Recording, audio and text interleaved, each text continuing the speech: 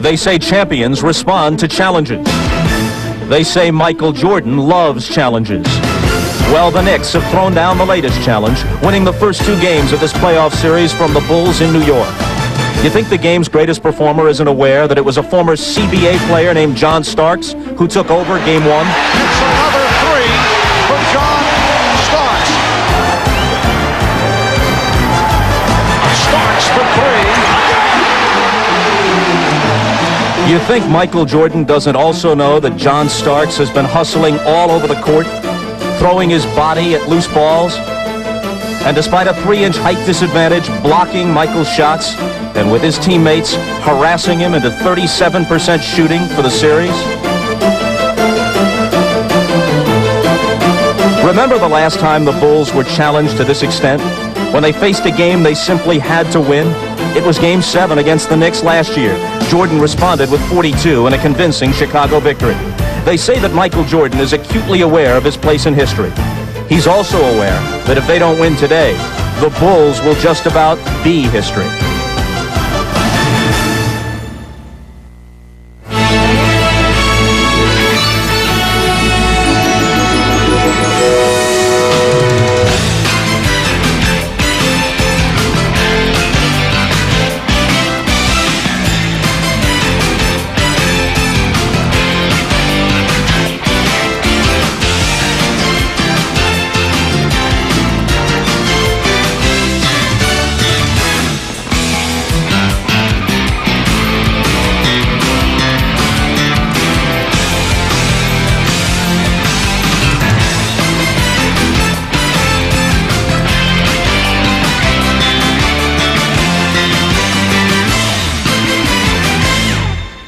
This is NBA Showtime with your host, Bob Costas. There it is, the Madhouse on Madison, Chicago Stadium, site of Game 3 of the Eastern Conference Finals between the Bulls and the Knicks. Only 2 teams have been perfect at home in these NBA playoffs this year. The Knicks are 7-0. The Bulls are 4-0. Chicago needs to remain perfect if they are to entertain serious hopes of winning a 3rd consecutive NBA title.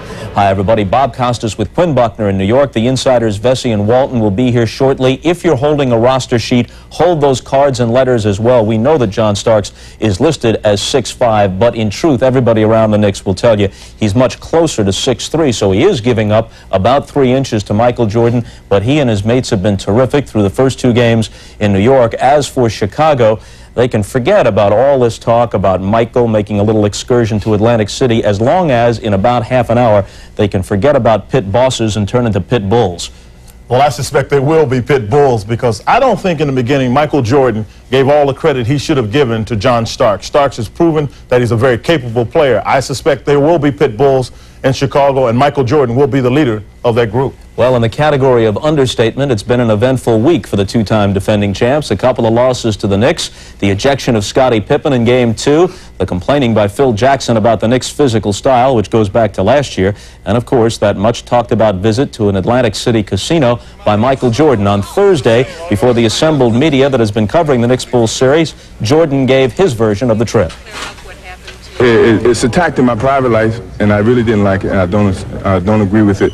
But I felt a need to come out and express that and tell the truth so you guys can quit hallucinating and taking it further than what it is. You know, and now you know what it is from my standpoint. Anything else that you hear is totally false if it's not to what I just told you. And that's the honest truth. And that's all I can tell you. Gambling, the second gambling thing that has escalated in a year. Well, that was on Thursday. Yesterday, following practice, the Bulls players refused to speak with the media, presumably a show of support for Jordan, and what the players feel has been an excess of negative reporting on the team in general. Several players did talk with our NBC crew, although Michael Jordan was not among them. For more on Michael's week, we go to Marv Albert and Mike Fratello standing by in Chicago. Marvelous? All right, Bob, and this is the scene about an hour and a half ago when Michael Jordan made his way to Chicago Stadium. Michael, intent on ducking questions once again from reporters, did not take his usual route to the Bulls locker room in the bowels of Chicago Stadium. Jordan, who was particularly upset concerning the tone of the questions that he faced on Thursday, as Bob detailed, did come out to take early shooting practice and for the first time declined to talk with us. He did not want to discuss his Atlantic City sojourn. Now, how do the Bulls and Knicks feel about Jordan's side trip? Well, here's a sampling of opinions. It's unfortunate that it's become an issue, and he's got to explain it away, but I don't think there was anything wrong with it at all. I stay up to 2:30 in the morning myself, you know, watching TV, you know, and some guys, you know, may like to go out. But like I say, that's his business and it shouldn't be publicized. Something like this is overblown, and I think it hurts his reputation, especially with kids, and that's too bad. He's going to take care of himself, and if he was out that night or not, whatever, he still came to play, and that's all that we're concerned about, and that's all anyone should be concerned about. I don't think it had anything to do with the outcome of the game. Off the court, you know, it's his life, you know, let him live it. It kind of reminded me, and you'll have to excuse this, of when the liberals were trying to get Bork off the Supreme Court, and they went out and found out that he had rented pornography films at his local video store, and they held it against him, the liberal people. That was the kind of journalism that I kind of saw that was slanted as, and you know, there's nothing illegal. He's perfectly of age. There's, you know, what do they want? Yes, Phil always did have a different perspective on life in general. Now, Mike, even if Jordan did get his 8 hours sleep, symbolically, was this a wrong signal, though, to his teammates to take the trip in terms of the timing of it?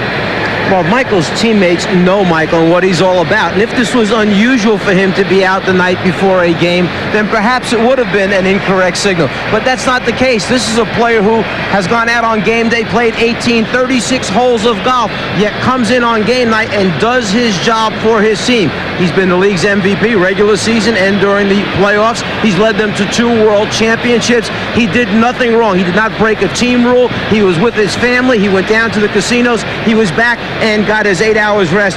I think the whole thing has been blown out of proportion. And if Chicago would have won game 2, nobody would have said a word about it. All right, to another issue. Over the first 2 games, both coaches have been involved in a verbal sparring contest. For more on that, let's go to Hannah Storm. Well, Marv, the media has borrowed the title of a popular movie and dubbed this the crying game, as Chicago coach Phil Jackson has continued the posturing that he began in last year's Eastern Conference semifinal. Jackson has criticized the New York Knicks' style of play, saying, quote, "This is a sport, not a wrestling match." And yesterday, Jackson defended what some perceive as unconstructive whining. They don't want me to complain about the referee. I mean, that's just a simple reaction. Please, Phil, don't complain about the refereeing because, you know, that's too physical. But it's the only thing you can do is just lobby in that behalf. We cannot play that style of game. That's not how we practice. We don't play ball in our gym, and we don't practice that way. So my attempt is to let's get this game in a different style. Let's get them off with players so we can play our style of game, which we have a chance of playing. He's looking for preferential treatment, you know. And, you know, he wants the game to be a game of ballet. You know, they want to be ballerinas, they can be ballerinas. You know, we want to be basketball players. The Knicks have told me that they do expect to get whistled for more fouls this afternoon. After all, they are playing on the road. Meanwhile, Phil Jackson was quite upset with his portrayal in the media as a whiner. That's another reason why the Chicago Bulls failed to meet with the press yesterday afternoon. Now let's go over to Ahmad Rashad. All right, thanks, Hannah. Charles Oakley and Horace Grant are called Warriors because of their relentless style of play. They do all the things that very seldom make the headlines, like hustling, rebound, tough defense, and it's so important to winning a basketball game. Pat Riley said earlier that the defining moment for the Knicks this year was when Charles Oakley accepted his role for the good of the team. I talked to Charles Oakley. Charles said he accepted that role with a lot of pride. All he tries to do is go out each game and deliver. And as you look at the stats from the first 2 games, he has indeed delivered. In fact, he has out-rebounded Horace Grant 30-10 in the first 2 games. Now, in discussing Horace Grant, you must realize that he's playing on a sore right ankle that has affected his mobility. When I asked him about that, he did not use that as an excuse. He flat out said that Charles Oakley just kicked his butt in the first 2 games. One thing he said that was missing was his fire and his intensity. He's had 2 great days of practice. He says he's got that fire and that intensity back, and he's ready to play. Bob? Ahmad, thanks a lot. Just following up on what Ahmad said about the Oakley-Grant matchup, and of course, as Ahmad noted, Horace Grant hobbling around, and it's hurt him on the boards, it's hurt him in his ability to contribute defensively when Chicago goes into their press. But combined, Grant, Pippen, and Cartwright have 30 rebounds. That's how many Oakley has through the first 2 games himself. averaging 15 a contest. Now, Game 3 in the Western Conference Final took place last night in Seattle. The Suns and the Supersonics, they split the first two in Phoenix, of course, and last night the Suns took charge again with a big assist from the bench and the class of 1981. Danny Ainge calls them the Geezers. Ainge from BYU, Tom Chambers from Utah's class of 81, and Frank Johnson out of Wake Forest. They all came into the NBA the same year. Pick up last night's game in the third quarter, tied at 65. Kevin Johnson goes down and is temporarily forced out with a bruised thigh. Overall, he led the Suns with 20 points and 9 assists. But while he was on the bench, the Suns went on a 12-0 run to start the fourth quarter. Ainge began it with this three. Frank Johnson, who came off the bench for KJ, hit 3 jumpers during that 12-0 run. And overall, the Suns bench outscored Seattle's reserves 45-11. Now, late in the fourth, Suns up by 4. KJ back in, misses the free throw, but Charles Barkley there for the putback. His only points of the second half. He had 16 points and 16 boards for the game. With under a minute left, the Suns reverse the ball to Dan Marley. He'll hit the tray, sealing the win for Phoenix. They lead the series 2-1. 37.9 gives them a 7-point. I got one shot the third quarter, and I missed it, so I was on a roll backwards. You know, but hey, they're making other players beat them. I'm just glad I got enough good players to beat them. You know, they made up their mind that I'm not going to dominate the series. It's disappointing in that we earned that victory there, and then we lose it right back. So that's disappointing.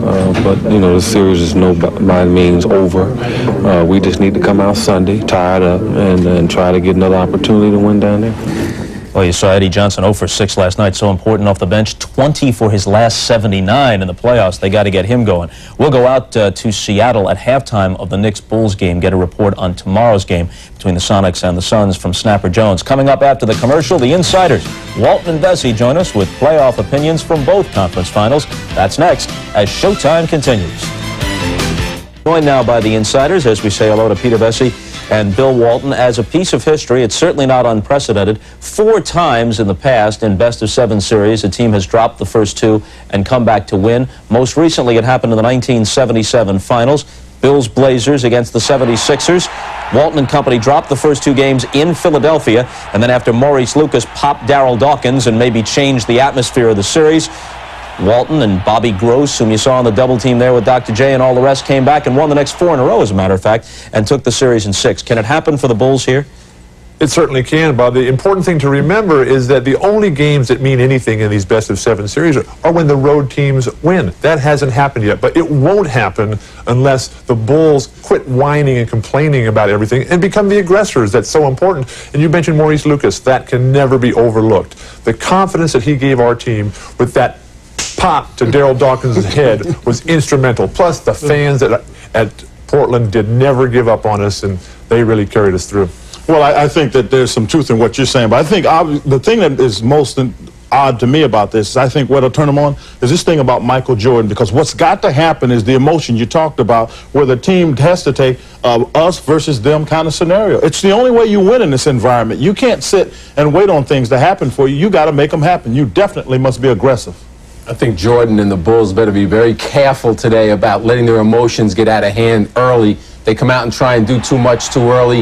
By the time the fourth quarter rolls around, they're not going to have that emotion that'll carry them through. How much do you begin to doubt yourself, though? After all, they were taken to 7 by surprise a year ago.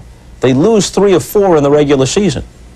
These 2 playoff games are really just an extension of the kind of shooting percentages and the kind of physical advantage that the Knicks exerted in the regular season. This doesn't come from out of nowhere. After a while, you begin to say to yourself, these guys are as good as we are, for real. I don't think they doubt that they're as good as they are, but I think we got to take into consideration they've had a lot of time off, and they're a little bit out of sync. But that's why I think this recent incident has helped put this all back in focus, because that's what you lose when you stay away from the game. You lose that edge, and I think this incident has put the edge back on it for the Bulls. All right, now, of course, Game 2 of the Knicks and Bulls took place Tuesday night at Madison Square Garden as the Knicks claimed the 2-0 advantage. And unfortunately for Pete Vesey, he was seated at courtside. Nice fake out to do. Jordan with the save. Look out. Mason got it back. Ewing. It counts, and the foul. Well, Peter Vesey of USA Today and NBC Sports took a shot as Michael Jordan landed in his lap. think Pete had anything sarcastic to say to Michael as he made contact? Well, was there time for chit-chat? No, but as you can plainly see, it was a hairline fracture. That is every player's dream, to see the sports writer there, to see the referee, the opposing coach, the ball's right there. You just go for that ball. Oh, I'm so sorry. Would you please come back? If people want to know, did Michael get fined? He got a raise for that one. A couple incentive clauses kicked in. Where did he get you? He got me in the face. He got me in the leg. I thought I was going to have a black eye afterward. More whining and complaining. Let's get to the action here. Well, speaking of off-the-court jousting, as we saw earlier, the Suns took a 2-1 lead over the Supersonics last night. It's been reported that Charles Barkley had some confrontations of his own with Seattle fans in this case, and in fact made some obscene gestures. After the game, Barkley was only too happy to talk about it. Fans think they can say anything to anybody. You're not supposed to say anything, but I don't play that. If they said something to me, there's a 100% chance they're gonna get cursed out. But they didn't pay to talk to me. They didn't pay to do anything. They came to watch the game, cheer for their team. It has nothing to do with talking to other players. If they said something to me, they're gonna get it. The guy told me a story the other day about John Wayne. He had some friend who saw John Wayne at a stoplight, and look, it's John Wayne. And John Wayne rolled down the window and gave the guy the finger. And the guy, it made his year. He told everybody he met, "Hey, John Wayne gave me the finger." I mean, you know, Charles is going to interact with the crowd. It's all part of the show. He doesn't mean anybody any harm. They were sure yelling enough against him. Something for all you kids in the audience. Once again, Charles Barkley showing immaturity beyond his years.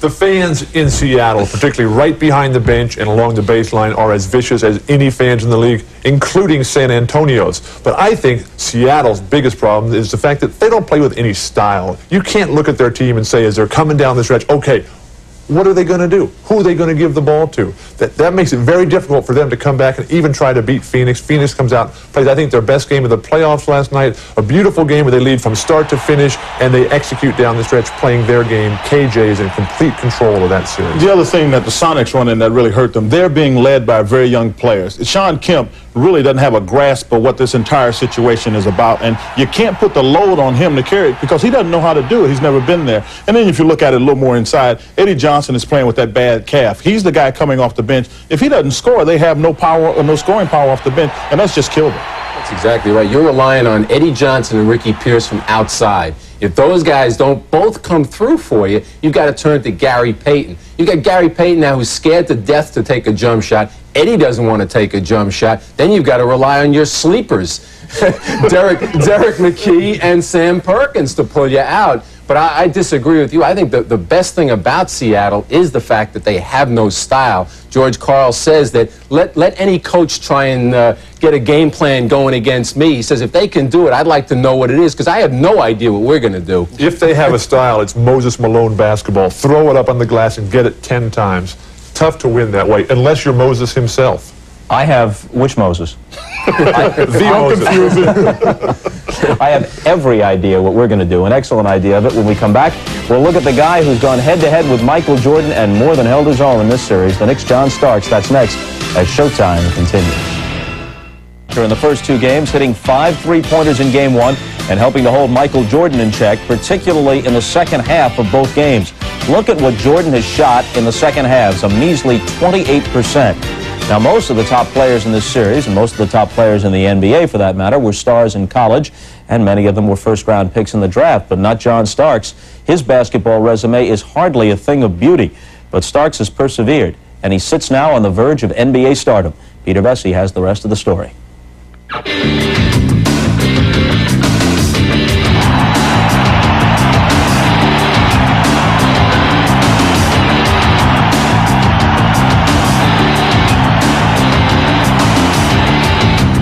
Everybody who likes your game says they like it because you're crazy. Everybody who dislikes your game say they dislike it because you're crazy.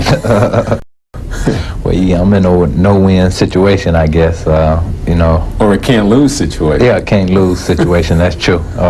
You know, I try not to concern myself whether or not that people like my game or not. You know, I just try to go out there and just play. But the inability to concentrate has plagued John Starks throughout his career. erratic behavior, questionable shot selection, and a propensity for the absurd have been his trademarks. Perhaps the defining moment came in the first round when he lit a fire under the Pacers by headbutting Reggie Miller. I was in the wrong. No question, I was in the wrong. It cost us the game. You know, that's when I really felt that the importance of me out there on the court, what's the difference gonna make in winning or losing. And that, you know, situation, even though it shouldn't have happened, you know, but it helped me learn from it. And I think it made me a much better player. John Starks learned the game of basketball in talent-rich Tulsa. He left his high school team 3 games into his senior year. It was back to the playgrounds. Then 1 semester at Rogers State, 1 semester at Northern Oklahoma. But there were no scholarships. Starks left and took a job bagging groceries. I always work hard, and whatever I did, I tried to take pride in doing it. And I was the best you know, baggage, you know, person there. So, any flagrant fouls? No. No. Starks returned to school a year later and excelled at Oklahoma Junior College. The following season, he got his chance at Division I and averaged over 15 points for the Oklahoma State Cowboys. He doesn't appear to be fazed by an obstacle because he's had to overcome so many that he sees each situation as a challenge, and it's something that he's going to work very hard to overcome. Starks saw little playing time with Golden State and was released.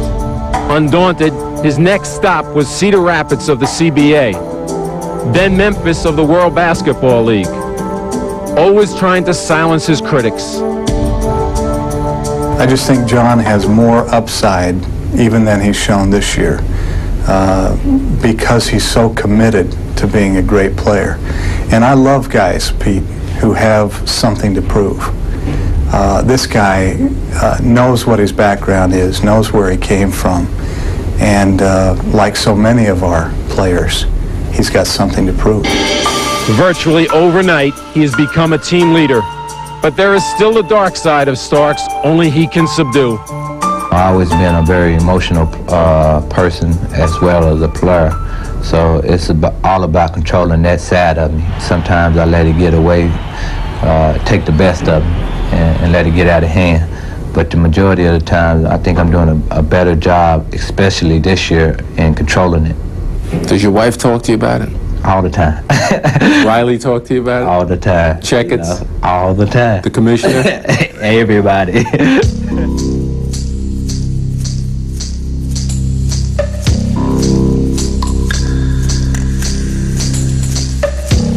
That was like Jordan on Jordan. Was it any special thrill dunking on him? Well, I wouldn't say it was on Michael. I think it was just a play that needed to be made at the time, and I just went for it. John, explain to me how a guy who's not made it so many times as you have, who's faced so much adversity, would have no fear of failure. Is it the fact that you feel you've got nothing to lose? In a sense. In a sense, I do. I guess it just comes from my upbringing and knowing that you have to work for everything and not, you know, concern yourself about failure. You know, knowing that I've been as low as I can go on the totem pole and all I can go is up. And that's how I feel when I'm out there on the court or whenever I do anything in life. You know, I just feel that I can just go as far as I want to go. Additional thoughts on Starks? I'll tell you, Bob, I've never in all my time of covering basketball underestimated somebody for as long and as much as this kid. And I think until recently, because I think the thing with him is I've always wondered what would go first, his mind or his jump shot. I mean, he could go either way. He could either take you in the right direction or he could lead you astray. And the Knicks and Patrick Ewing need this guy to be their leader from outside. Now, Bill, I caught you a few times this year on cable doing CBA games. The Knicks not only have Starks, they got Anthony Mason, an important contributor also out of the CBA. Is this luck or is there some technique in finding these diamonds in the rough? There's lots of guys like Mason and Starks out there. I think the key is Riley and the job he's done in teaching them responsibility, discipline, how hard to work, and most importantly, maturity. This has all come together for these guys right now. Starks in a fabulous position. It's all on his shoulders. Today we find out just how good Starks, Mason, and the rest of the Knicks are. But what I like about this is a chance for the country to see a young man grow up. And he's becoming a star. I mean, very seldom do you get to see something like that. And I'm very excited for the fact that he has grown as a man as well as a basketball player. As we get out of here, you know, you mentioned Riley. It was interesting in the first segment. He says, look, they want to be ballerinas, we want to be basketball players. You coach what you got. He was on the other side of the fence with the Lakers. When the Celtics roughed them up in '84, when he had to go against the Pistons, he wasn't so keen on the style that the Knicks are playing now. But you coach what you got, and probably Jackson would do the same thing if you reverse rosters. All together. Absolutely, Bob. That's all we have time for. Absolutely, Bob. And yet, what would you add to such a perceptive comment anyway? Coming up, John Starks and the Knicks against the Bulls in Game 3 of the Eastern Conference Finals. We'll see you with more witty banter at halftime.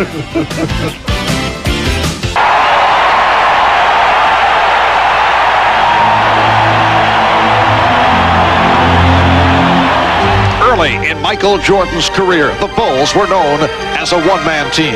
Not until Jordan's supporting cast stepped up did they win a championship. Who can ever forget Scottie Pippen erasing the painful memory of watching his teammates lose to the Pistons while he sat on the bench with a migraine, then elevating his level of play up to championship caliber?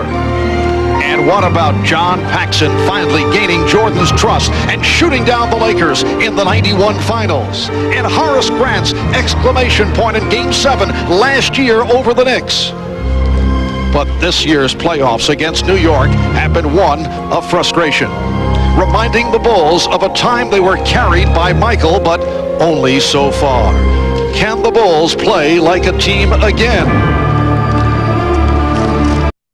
The matchup moves to Chicago, and a Knicks team who loomed large in New York seems determined, focused, and poised to end the series sooner than anticipated. So now the Bulls must win 4 of the last 5 games, or their visions of three-peat will vanish.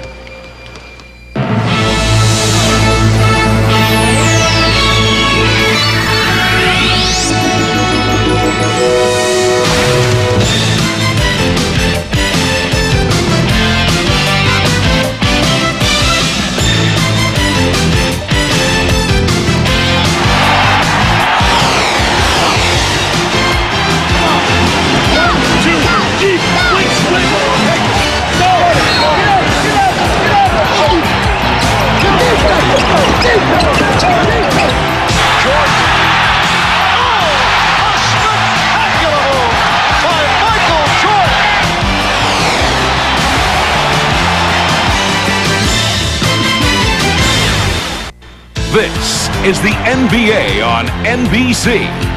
The 1993 NBA playoffs. Today, Game 3 of the Eastern Conference Finals between the New York Knicks and the Chicago Bulls.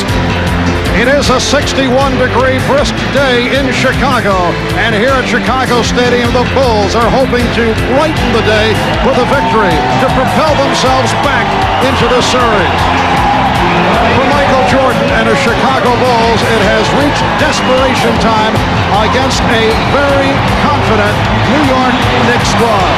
Hi, everybody. I'm Marv Albert, along with the czar of the telestrator, Mike Fratello. First of all, it should be reported that Michael Jordan spent last night at home watching the Phoenix-Seattle game on television. No, it was not a very pleasant trip to New York and New Jersey for Michael Jordan, who has been below Michael Jordan-type standards. Now, Mike, how have the Knicks kept Jordan under control? Marv, they don't call him the Riley rules, but he certainly makes sure they pay very special attention to certain little details. One thing is keep Michael Jordan out of the lane area. Don't let him get to the paint. If he starts to head there, close it down with those big New York Knicks bodies. Don't let him get to the front of the rim. Rotate players on him, hopefully to wear Michael Jordan down at the end of the game. And if you look at the numbers in the first 2 playoff games, it kind of bears it all out. In the first half, shooting almost 47%, averaging 21 points. But in the second half of the first 2 games, shooting under 28%, averaging just 10.5 points per game. Not only has Jordan struggled against New York's defense, but the Bulls' intricate half-court offense or triple post offense.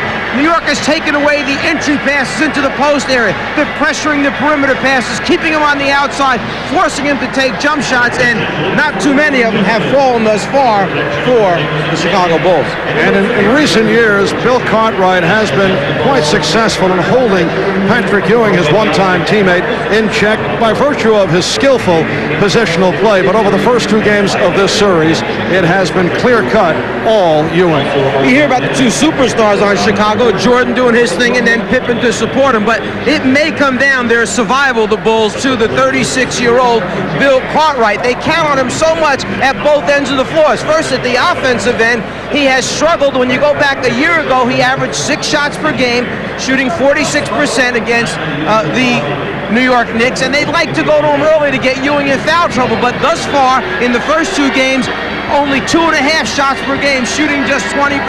At the defensive end of the floor, they count on Bill Cartwright to play Ewing straight up so that nobody else has to double team. Well, this Patrick Ewing does not fear Bill Cartwright as he did in previous years. He's stronger this season. He knows that he's more agile than Bill Cartwright. As a result, Chicago has had to double team down low. By double teaming, they're scrambling and outnumbered on the glass. The Knicks have pounded Chicago on the board, so Bill Cartwright will be a major factor. So for the 2-time defending NBA champion Chicago Bulls, it has come to Game 3, trailing 2 games to nothing. But they are happy to return to familiar surroundings, and they're hoping it will lift them back into the series. Let's go. What time is it? Game time!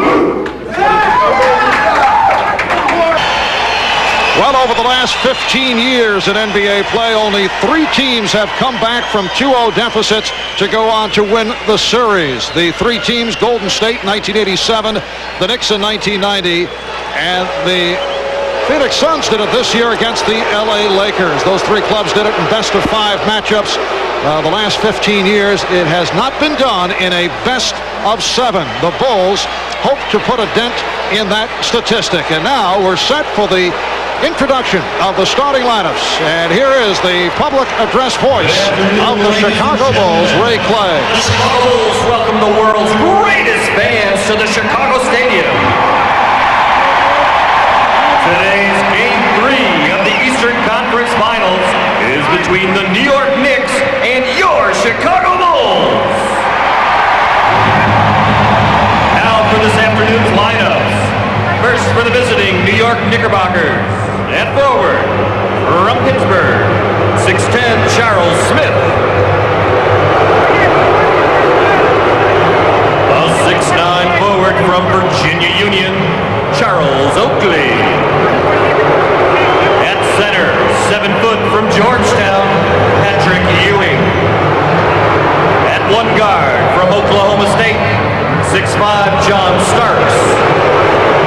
At the other guard, 6'4" from Marquette, Glenn Doc Rivers.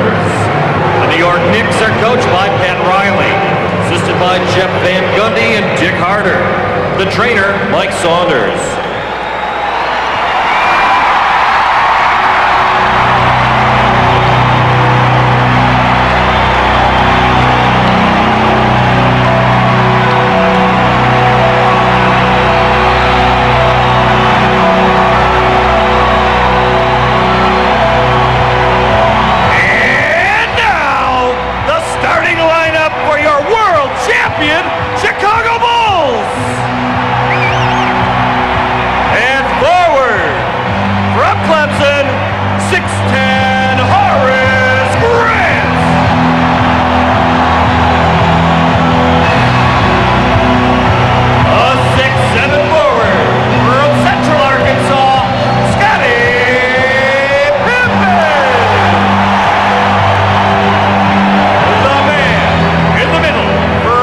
Francisco,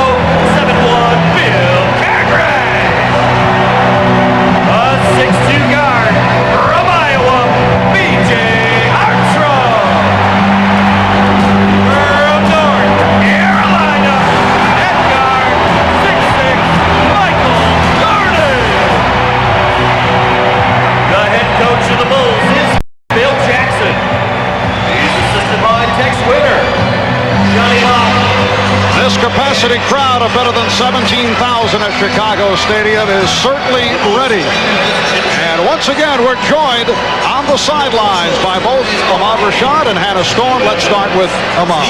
All right, thanks, Marv. I was in the locker room of the Chicago Bulls just before the game. It was a very quiet locker room for a couple of reasons. One, they're down 0-2. And two, all the players are sick and tired of being depicted in the press as not only being complainers, but also whiners, which is really a shot to any professional athlete. Now, with this series the way it is and the rivalries the way they are, you would think that none of these guys would actually agree on one thing.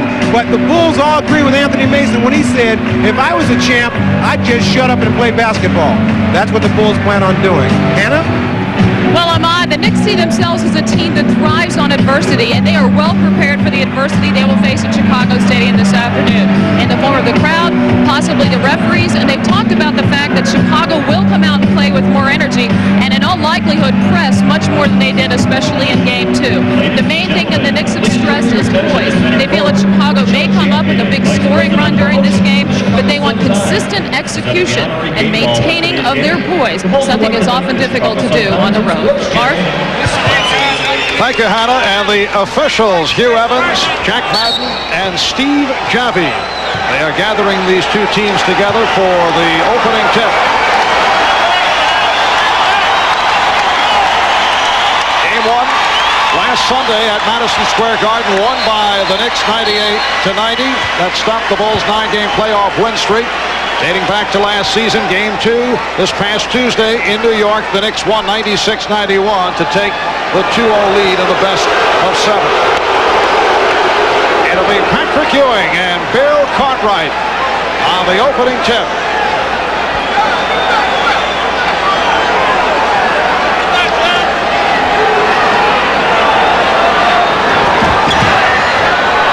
And the Knicks control. Charles Smith able to hand it to Doc Rivers, who was immediately double-teamed, recovered by Smith. Bulls go right to pressure. Here's Ewing. And the Knicks go right to Ewing.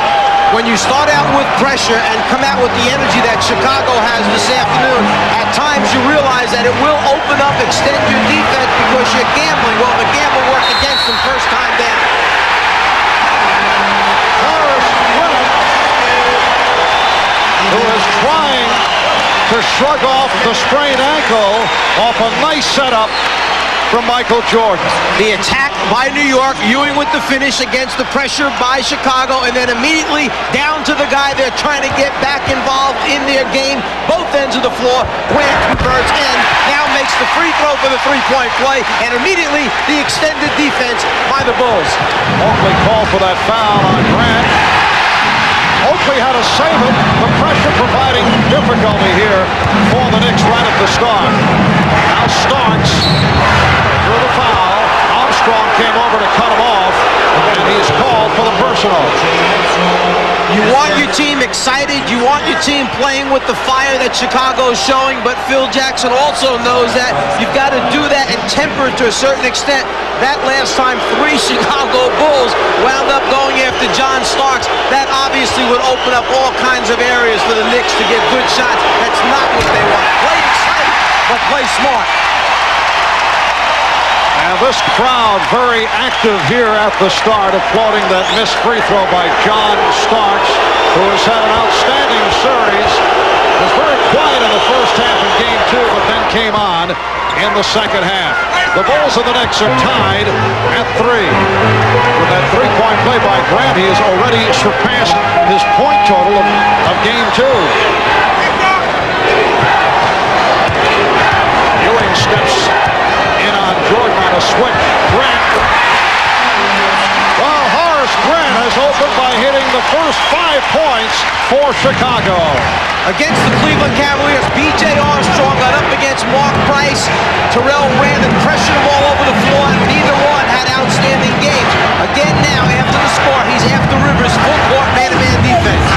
Starks for 3. Armstrong with the rebound. Armstrong passed on the 3, goes for the 2. And the Bulls have come out on fire.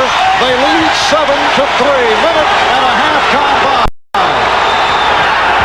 Smith changed his mind, went by Pippen. Oakley taking advantage of the mismatch. Armstrong switched off to play Oakley, and the Knicks are now down 7-5. Jordan. And Smith rebounds. Good box out by Charles Smith. Here's the double on Ewing. Smith caught. He had Oakley on the move, and Charles pointed to himself. It's Charles Oakley saying, my fault. To start out the game, Grant showed he could play down low on the box area, but he also shows his ability to step outside, face up, and hit the jumpers. Bulls have hit their first 3 out of 4 from the field. Armstrong. And Ewing gets to it. Starks. Crowd wanted to travel. Starts. Here's Ewing. Had it knocked away. Good play by Grant. Last touch by Ewing. Conradi upset on that sequence. He wanted a little ball movement. When the ball was in the deep left-hand corner right in front of the Knicks bench, Riley was yelling, bring it out, bring it out. I think he wanted to make Chicago work a little bit by some ball movement, passing the ball for a while rather than a quick shot attempt. Pippen with the room. Yes. The Bulls 9 and the Knicks 5.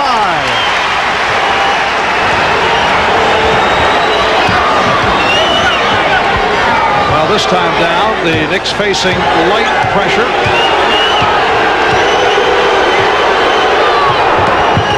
Smith. Charles Smith. Charles Smith has played very well in the playoffs, going back to the final 2 games in the previous series against Charlotte, and he's come up strong against the Bulls in games 1 and 2. Both clubs shooting well here at the start. Shot clock at 6. Hartline, who has been very quiet. Rebounded by Rivers, and he's tripped up. Foul committed by Scottie Pippen.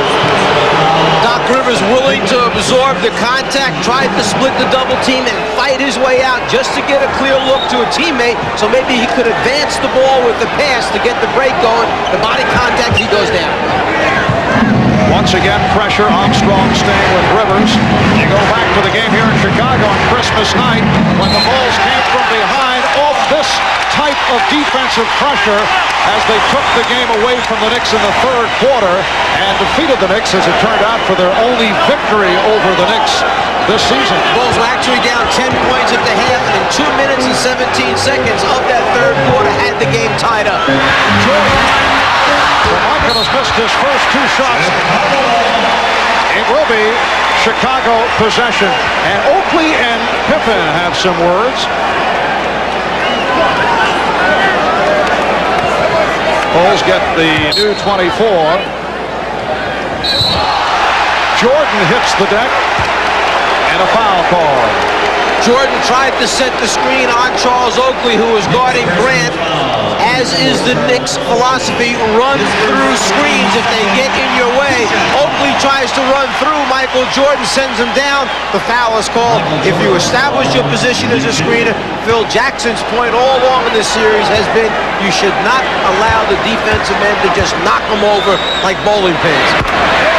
Charles Oakley called for his first.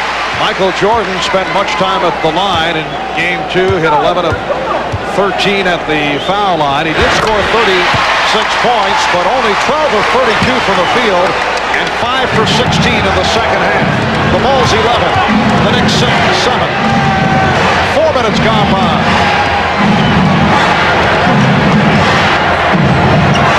Now Starks being played by Pippen. Ewing from way out. Well, the Knicks have been forced into some bad shots. Here's Pippen. That is waved off. The foul call before the shot. Called on Charles Smith, his second. That last trip down the court for New York, they ran a pick-and-roll 2-man game, and Chicago changed the way they had been playing it in the previous 2 games. They tried to force the ball handler down the sideline rather than bring the ball to the screen. Jordan for 3. Yeah, that would have been a potential 4-point play. Starks called for the hacking foul. When New York plays pick and roll, normally when Ewing steps out, the ball comes to Ewing, but now they force him down the sideline, so Ewing has to step back and take a long jump shot. That time he was way off the mark, so you see the first adjustment in the chess game between the two coaches. Take the pick and roll, force it down the sideline. They actually started doing it the last 2 minutes of game number 2 to see how it would work for them. Obviously they liked what they saw. Chicago with a 13-7 lead, and again Jordan meets up with Starks at midcourt.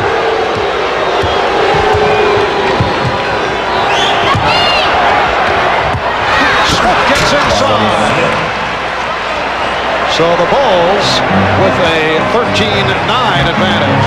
I thought that Chicago might wait a little bit longer before they came and double-teamed Patrick Ewing down low. They didn't like that they went to it so early in game number 2. They'd rather Cartwright play him straight up. Open shot for B.J. Armstrong. Armstrong so effective in game 1 has come out and hit 2 out of 3 from the field. Pippen and Smith in a collision, and it looked like the official Steve Javie went over to talk to both players. I'm sure he just went over and asked them, "You two guys fine? Everything okay today?" Yeah, they nodded. Now they'll go on with the game. Little sparring sessions going on verbally. I see Doc Rivers and B.J. Armstrong going at each other. Starks had it knocked away. Ewing with the recovery. Like what we're seeing here in the early going is that Bill Cartwright has defensively come out and played Patrick Ewing very effectively. The foul called on Ewing. And a timeout has been taken. Well, they changed the call to Starks. That's the second on Starks. We'll be right back. With a brief note about the tennis coverage earlier, those of you who were with us for our French Open coverage may be curious about the outcome of that third-round match between Americans Malavia Washington and Derek Restagno. Washington took the fourth set 6-2 and won the match. Next up for Washington, number 1 seed Pete Sampras in the round of 16. Back to Chicago, Marvin Mike. All right, Bob, the Bulls with a 15-9 lead. A furious start here by Chicago. 6:37 remaining first quarter, and some words exchanged. Scottie Pippen and Charles Oakley are very good friends, and then B.J. Armstrong and Doc Rivers started in animated fashion, and then that seemed to settle down.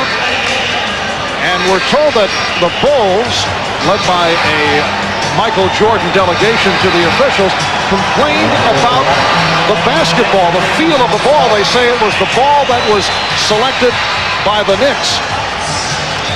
This ball that they're using right now looks very new, very shiny. Normally the players like to play with a ball that's scuffed up a little bit darker in color than this bright orange basketball, which means that it's been used quite a bit. It gives them a better touch, better ability to make shots. This looks like almost a brand new one out there. Horace Grant off to the fast start. He has 6 points. Anthony Mason replacing Charles Smith. Mike, I can recall back to the early 70s of the New York Knicks, now Senator Bill Bradley, who was a very clever and an outstanding player for the Knicks, once felt the feel of the ball was not proper. The officials would not listen to him. So with the officials not able to see, they were screened out. Bradley got hold of the ball, had a little pin in his basketball shorts. Rolando Blackman is trapped. Rolando just checked in, got it back outside. Here's Mason. He was blocked, and Ewing is able to put it down. The Bulls now lead by 6.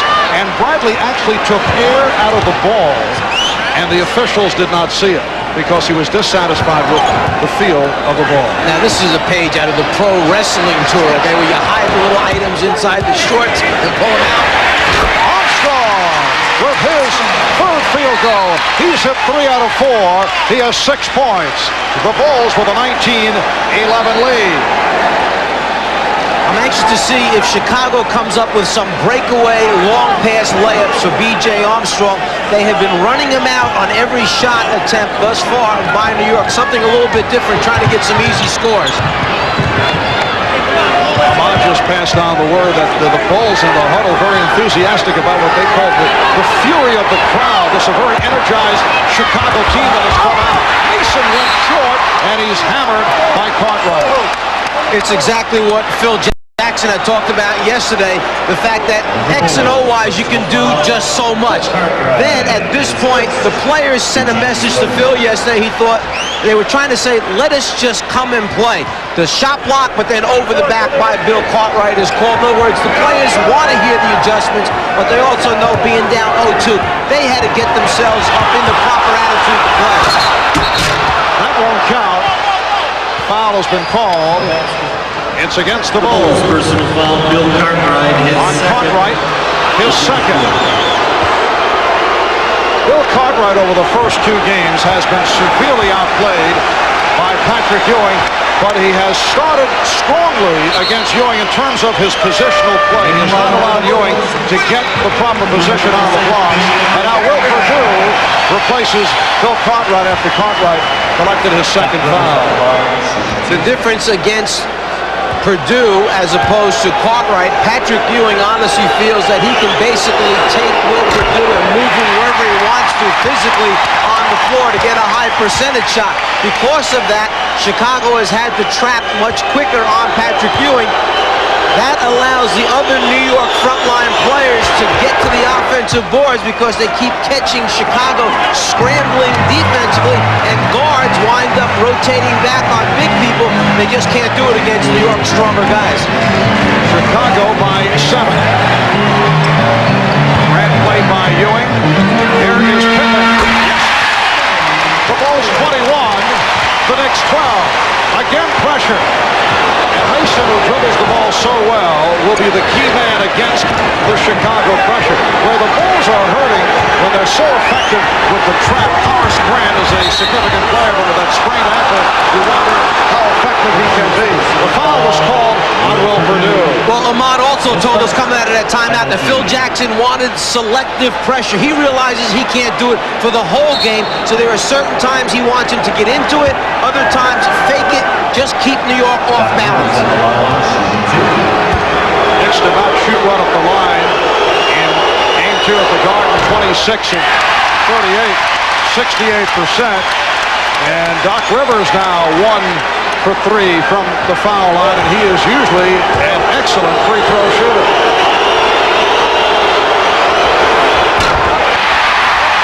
So Doc is 1 for 4, and the Bulls with a 21-12 lead, just under 5 minutes remaining in this first quarter. Perdue from Grant. Will Perdue lives. He has had a very tough time in his brief appearances against the Knicks and hardly played against Cleveland. Jordan stealing from Blackman. Jordan all the way, and he's fouled by Blackman. Something that Chicago has not been able to do is get the ball into the post area. So much of their intricate offense starts with post passes. Well, when they do get it inside, good things can happen, like a backdoor move by Will Perdue. He receives a nice bounce pass and converts. Then Jordan, after the steal, tries to finish the play off. The hard foul takes him out of the fast break layup, but he does go to the foul line.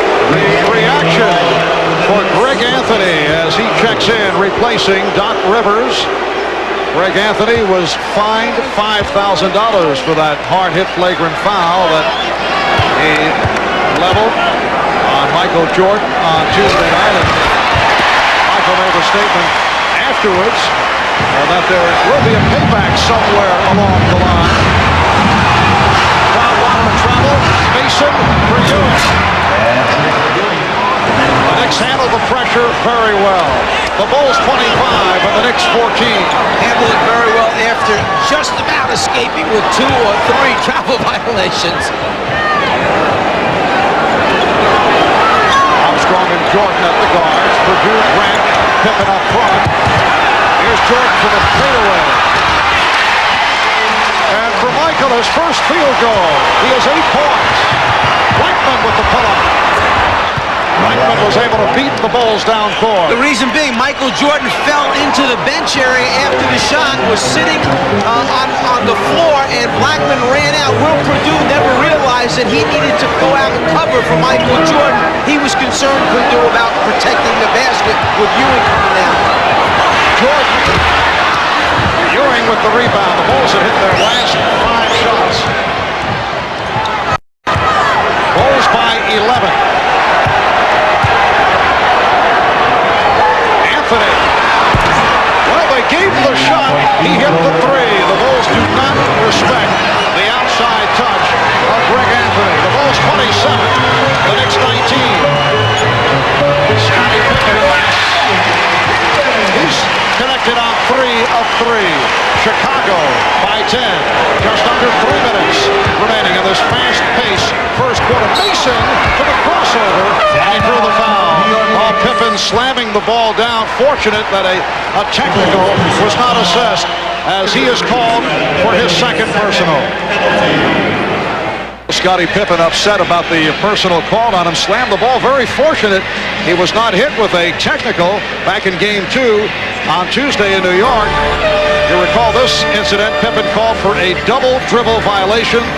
Set him off, leading to official Bill Oakes ejecting Pippen. And yesterday after practice, I talked about this with Scottie Pippen. He never saw it, first of all, I guess, you know. And, when I talked to him, he said he made a mistake, but that's a crucial mistake when you're trying to battle back into the game, and then he inject me as well. He said he made a mistake when you talked to him while this was going on, or after? Yeah, well, after I went and talked to him, after he told me I was ejected, I asked him, what did he see? He said, Scottie, I made a mistake. You could have said you made a mistake throwing the ball at him. So our little attempt at humor, making light of the situation. Yeah, you cracked Scottie up, I tell you that. Scottie laughs within. He doesn't show it. Going back to that particular play, it came down to a missed call by the official. The situation was compounded by Billy Oakes going after the basketball. When Pippen did not give him the ball at that moment that he asked for it, he could have just called a delay of game, and that perhaps would have taken the thing in a completely different direction. There may not have been the reaction then of the ball being tossed or thrown at Billy Oakes, and then the ejection of Scottie Pippen. So everyone's entitled to miss a call now and then. Scottie felt that the official definitely had missed that one. Pippen sitting down. Substitutions. Phil Jackson setting on Trent Tucker and John Paxson. And the Knicks continue to have their problems at the foul line. 3 of 8 from the line, while the Bulls are 9 for 9. Bulls 29, the Knicks 20. 2:35 remaining in this first quarter. Paxson. Yes. Well, John Paxson not a factor at all over the first 2 games, and hits on his first field goal. The reason that was able to work for Chicago was Jordan's ability to elevate and look one way and pass another, keeping New York's defense guessing whether he was going to go back to the screener or to the opposite corner with the pass. Foul on Purdue, sending Ewing to the line. When you get in the air, is he going left or right? You can see the middle of the screen. He catches New York's defense in the middle of a rotation. They couldn't decide which way he was going, something he has not been able to do a whole lot in the first 2 games. Patrick Ewing, 72% free throw shooting. And the very poor free throw shooting continues at the Knick end. 3 of 9 from the line. Michael Jordan. Well, no, he will stay on. Looked like Phil Jackson was about to pull him. It is Jordan, along with Tucker, Paxson. Scott Williams has come on, along with Stacey King. I was down in the locker room, the Knicks locker room, prior to the game, talking to Patrick Ewing, and he was a somber Patrick Ewing who said that he's not feeling all that well. A little bit of a head cold bothering Patrick Ewing. Bulls with a 10-point lead. 2 minutes remaining in the first quarter. Jordan had it knocked away by Mason off the recovery. Well, his shooting has been off here at the start. 1 of 5 for Jordan. His shooting against the Knicks all season has been off.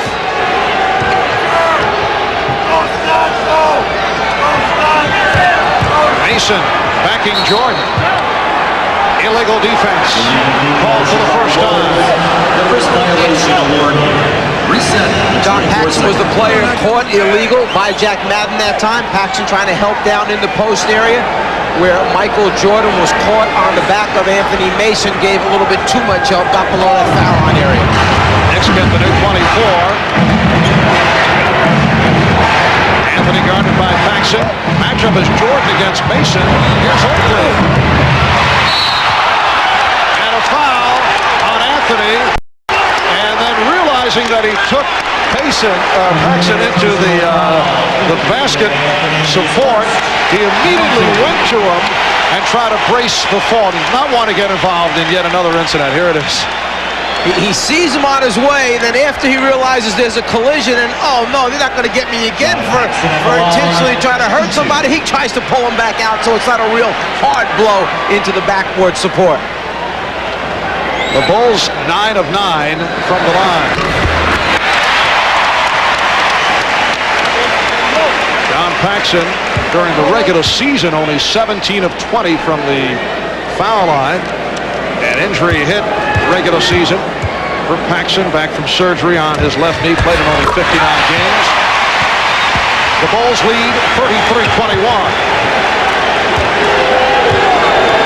And Paxson stays back with Anthony.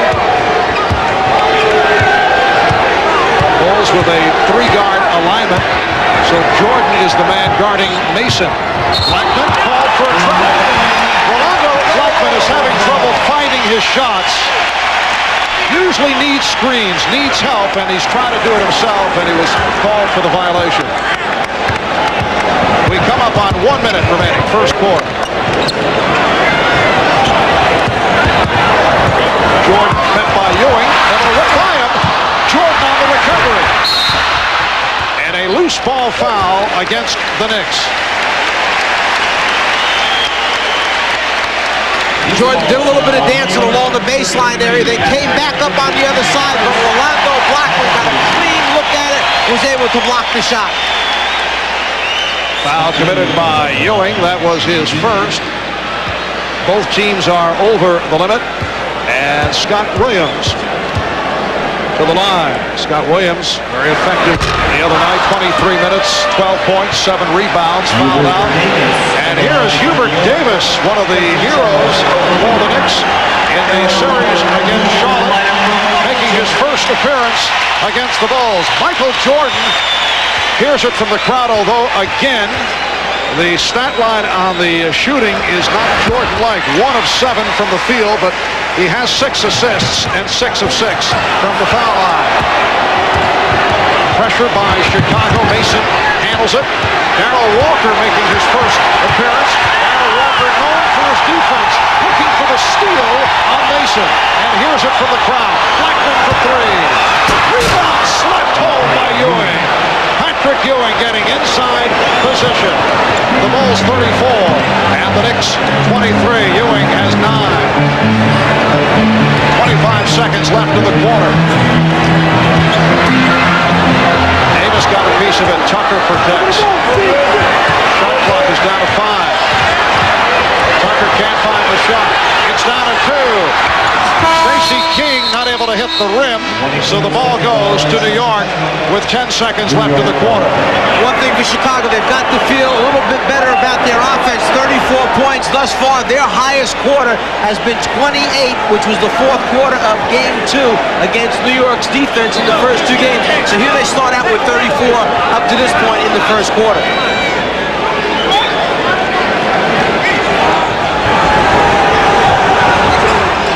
Adjusted the clock, 11 seconds remaining in the quarter. Bulls with tremendous pressure right throughout the quarter. Down to 5. Anthony came across. Down to 2. 1 second. Anthony. A solid first quarter for the hometown Chicago Bulls. Horace Grant, despite the sprained ankle, provided the early lift. He has 7. Michael Jordan only 1 for 7, 8 points, but he does have 6 assists. The Bulls, a sparked up team here at the start, lead the Knicks 34-23.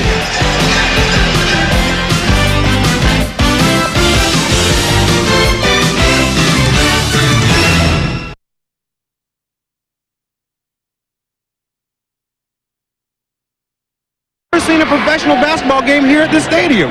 I promised Michael I would one time, and you don't know when he's going to get out, but it's an exciting time. You know, they only averaged 6,000 fans before Michael came here, the year before. What a difference. That's right, but you got a couple of your old players here, too. Yes, and Scott Williams. Hubert Davis just got into the game. Well, you know what? We're glad to see you here, and good luck to all the guys you got out there playing. Appreciate it. All right, thanks, Dean. Back to you, Marv. All right, one of the great coaches of college basketball, Dean Smith, as the second quarter gets underway. The Bulls 34 and the Knicks 23. Michael Jordan has returned. Jordan putting the move on Blackman. He got the step, but again. That's a familiar sight here in Chicago. Jordan finding the open Paxson, and then Paxson able to bury the jump shot. And Jordan smart enough to realize when his shot may not be falling, create something for a teammate and hope they can get it done. Ewing stripped. Scott Williams with the steal. Tucker for three. Yes. The Bulls are on fire. They lead 49-23. So Phil Jackson willing to go with the smaller team, hoping he can hurt New York rather than New York hurting him with post-ups.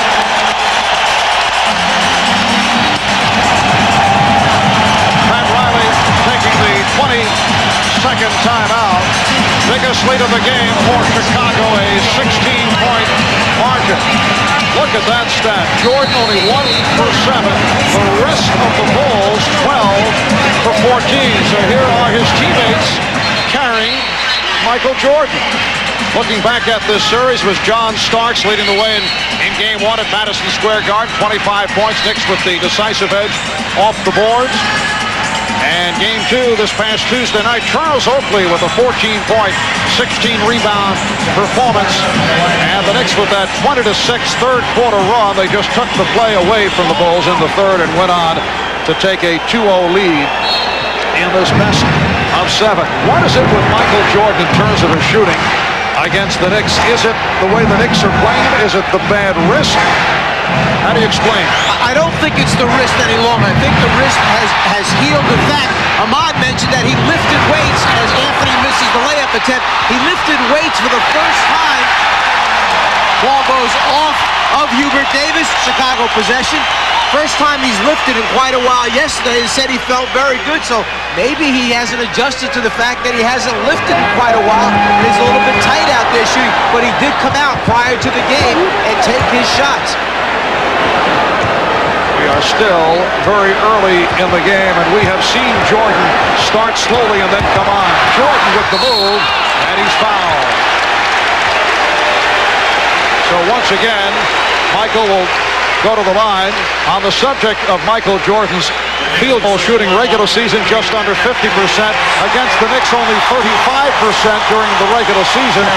And in games 1 and 2, 37.3%. Patrick Ewing was called for that foul. So Jordan doing it at the line. He is now 7 of 7 from the free throw line. It goes back to the same thing when you're a marked man the way Michael Jordan is, and you have more than just 1 or 2 players concentrating on you. Other players must have to step up and perform, and we showed what the rest of the team had been doing from the floor, 12 out of 14 a moment ago.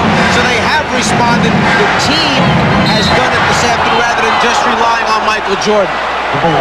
Off the double team by Paxson and Tucker. Trent Tucker called for that foul. It's a non-shooting affair.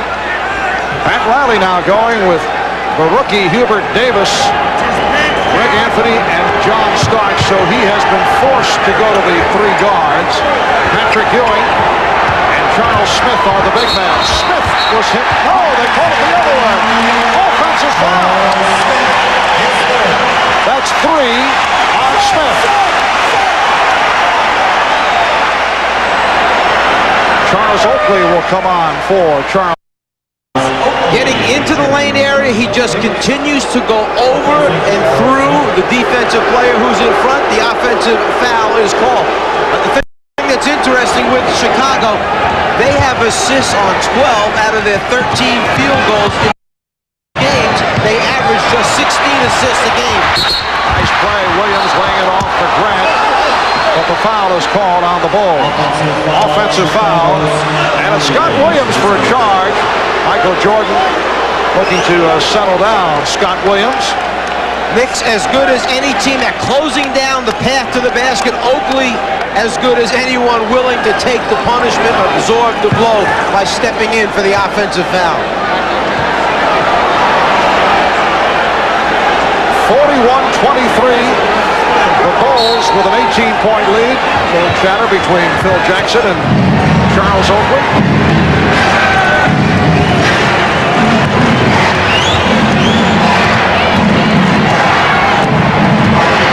Reaching and looking for a steal. Anthony got the step. Nice move by Rick Anthony. That's his second field goal. Scott Williams should step up a little bit sooner and get after that shot block attempt. Don't let him get to the front of the rim that way. Here's Williams. Scott Williams from John Paxson.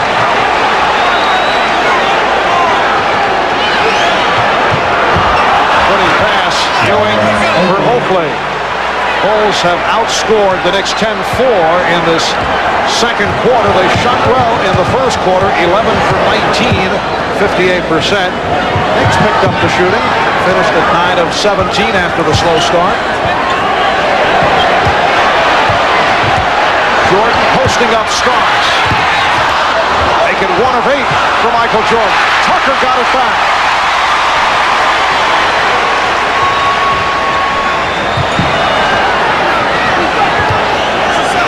Jordan tries the other side. And a block called on Anthony. So Greg Anthony picks up his second. Timeout has been called. 8:41 remaining, first half. At Chicago Stadium, a homecoming for the Knicks. Doc Rivers, who was born in Maywood, Illinois, and started at Proviso East High School. But Doc hasn't been able to eat many of his favorite Chicago foods. The Knicks have had him on a very strict diet since he had to leave Game 2 because of leg cramps. They feel that he was cramping up because of dehydration. He's been drinking lots of fluid, no meat, and lots of carbohydrates. They also limited his shooting prior to this game when he was warming up, and he was 1 for 4 from the line.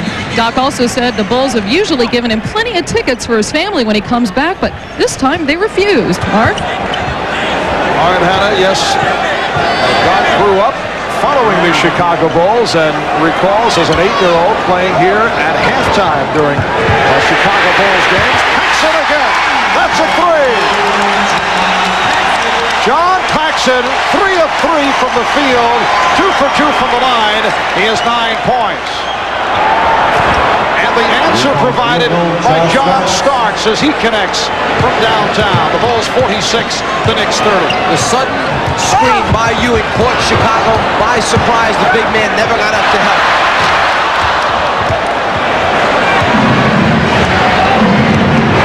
Anthony Starks and Davis at the guard. Ewing and Oakley on the front line.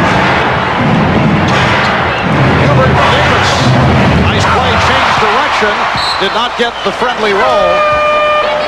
Don't look at the basketball. Look at the opposite side of the floor. Scott Williams will set the screen that frees up Paxson for the shot, and he produces by putting it in the bottom of the net. Scott Williams has played well. He'll sit down now, replaced by Bill Cartwright. A timeout taken by the Knicks. A 20-second timeout. And now they've changed to a full timeout. 7:44 remaining. First half, the Bulls have a 16-point lead. It had been a very difficult start of the series for Horace Grant, who's been playing despite that badly sprained right ankle, but he came on with a flurry right at the start of today's game, off to the 7 points on 2 for 2 from the field, 3 for 3 from the line. So Horace turning it around. We talked with him yesterday, and he expressed much respect for the play of the New York Knicks. Well, this year New York team reminds me of the Bulls of a couple years ago when we played the Lakers in the finals. We had that hunger, that determination to go out and win. You know, that's the Knicks right now. Somehow, in some way, we have to overcome that and go out and play our type of basketball. And Horace Grant and Anthony Mason bumping each other, having some words. The body's down low, the arms get tangled up, a little push and shove, telling each other, keep your hands off me, you keep your hands off. They're not going much further than that, though, because they know that the officials are going to keep this thing under control, and neither team can afford to lose one of their big men up front to an ejection. These days, you take a punch and you are gone, whether it connects or does not. John Starks at the line, fouled by John Paxson, and the Knicks free throw shooting has just been awful here today. 4 of 11 from the line. Either one of these teams an outstanding free throw shooting team. During the regular season, New York 21st in the league in free throw shooting at 74%. Chicago 22nd in the league at 73%. It's the Bulls 46, the Knicks 31. Marv Albert, Mike Fratello, Bob Bergeron, Hannah Storm from Chicago. Game 3 of the best of 7. Bulls trying to cut it to a 2-1 Knick lead. Knicks trying to make it 3-0. Game 4 here Monday afternoon. Pippen, yes, that's a 3 for Scottie Pippen. And he took that shot in very casual fashion. The shot clock was running down. He knew he had to get one up there. There were about 4 seconds remaining when he started to go up on his jumper. 5 minutes into the second quarter. Anthony on a corner. Jordan with the rebound. There's Paxson starting up for 3.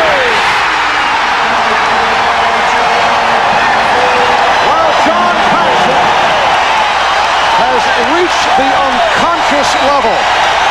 We are seeing shades of his performance in the playoffs the last 2 seasons. Foul is called. Grant and Cartwright combining on Ewing as Horace Grant called for his first. This looks a little bit like the opening tease when we talked about the damage that Paxson did against the Lakers 2 seasons ago. He's just feeling his stroke come back once again, and it couldn't come at a more opportune time for the Chicago Bulls. John Paxson, one of the deadlier shooters in the NBA when he is on. So important in Chicago's triangle offense. But usually takes only 5-6 shots a game. They have been looking for him this afternoon. If they can push the ball in transition and he can drag and wind up spotting up behind the three-point line, the Knicks defense will have to run out at him a little bit harder. Once that happens, it opens up the post passes inside, which allow so many of their other things to develop in their half-court offense. Paxson has hit 4 out of 4, 2 3-pointers, 12 points in all. The Bulls 52 and the Knicks 33. Patrick Ewing leading the Knicks with 11 points. 6:20 remaining in the first half. Here's Jordan to the left hand. Beautiful move by Michael Jordan. It is only his second field goal.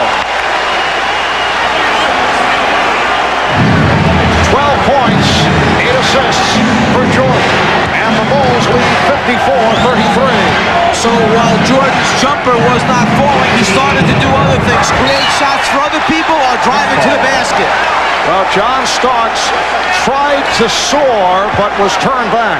Change it from right to left because Ewing comes over. That way you get a clear look at the front of the rim and the ball avoids the outstretched arm of Patrick Ewing. 24-second clock was not operating, and now it is. It suddenly hit 5 seconds remaining. Decent block by Grant. It will be Nick Ball. And the Knicks are now complaining about the 24-second clock. It was not operating correctly on that last possession. And it still is not correct. They are showing 5, and it should be a new 24.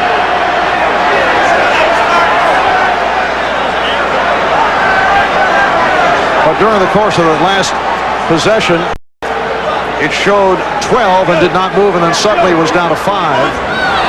It amazes me your ability to not only do the games, broadcast the games, coach a little bit on the side. Now you're into the officiating aspect of it. No, that's not officiating. That is clock malfunction. Oh, now you want to run the arena as well. It's the peripheral vision. They have now settled on 21 remaining on the 24.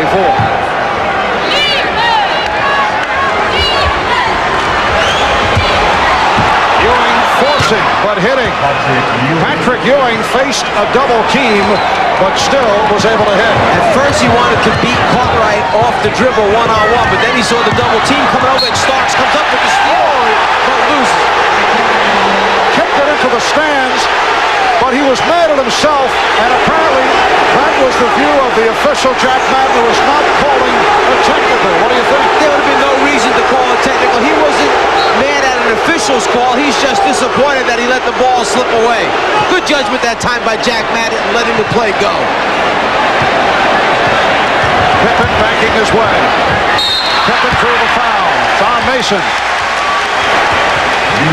Starks hustles after, gets a piece of it, thinks he's on his way to the fast break, and then picks his head up, loses the dribble off his hand, then in frustration kicks the basketball.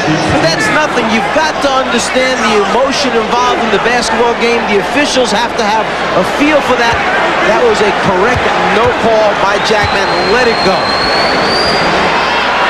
It's been a red-hot first half for Chicago. They're shooting 64%, 18 of 28 from the field, 7 of 9 in the second quarter. The Knicks at 48% for the game, 13 of 27. The Bulls with a 21-point lead.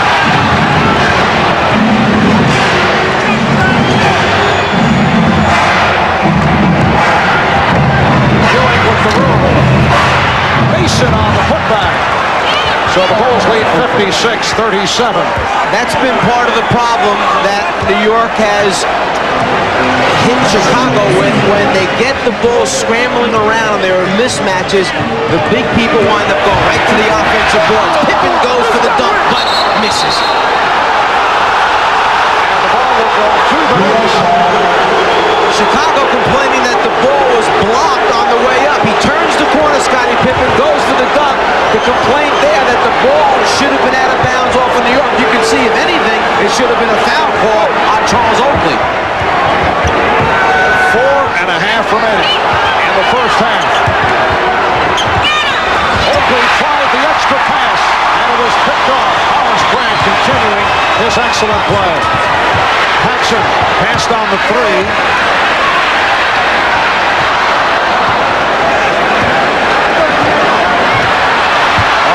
By Jordan, and he is clobbered. Michael took a pretty good shot as he drove the lane. Anthony called for his third foul. Michael actually wanted to get the ball back over to the Scottie Pippen side of the floor, but when the lane opened up, he had to take advantage of it and try and dribble penetrate.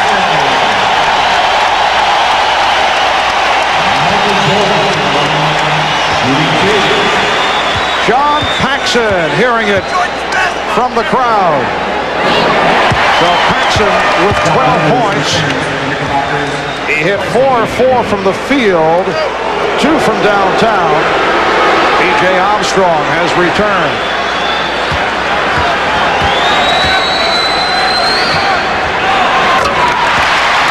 The Bulls 58, the Knicks 37. Rivers is back.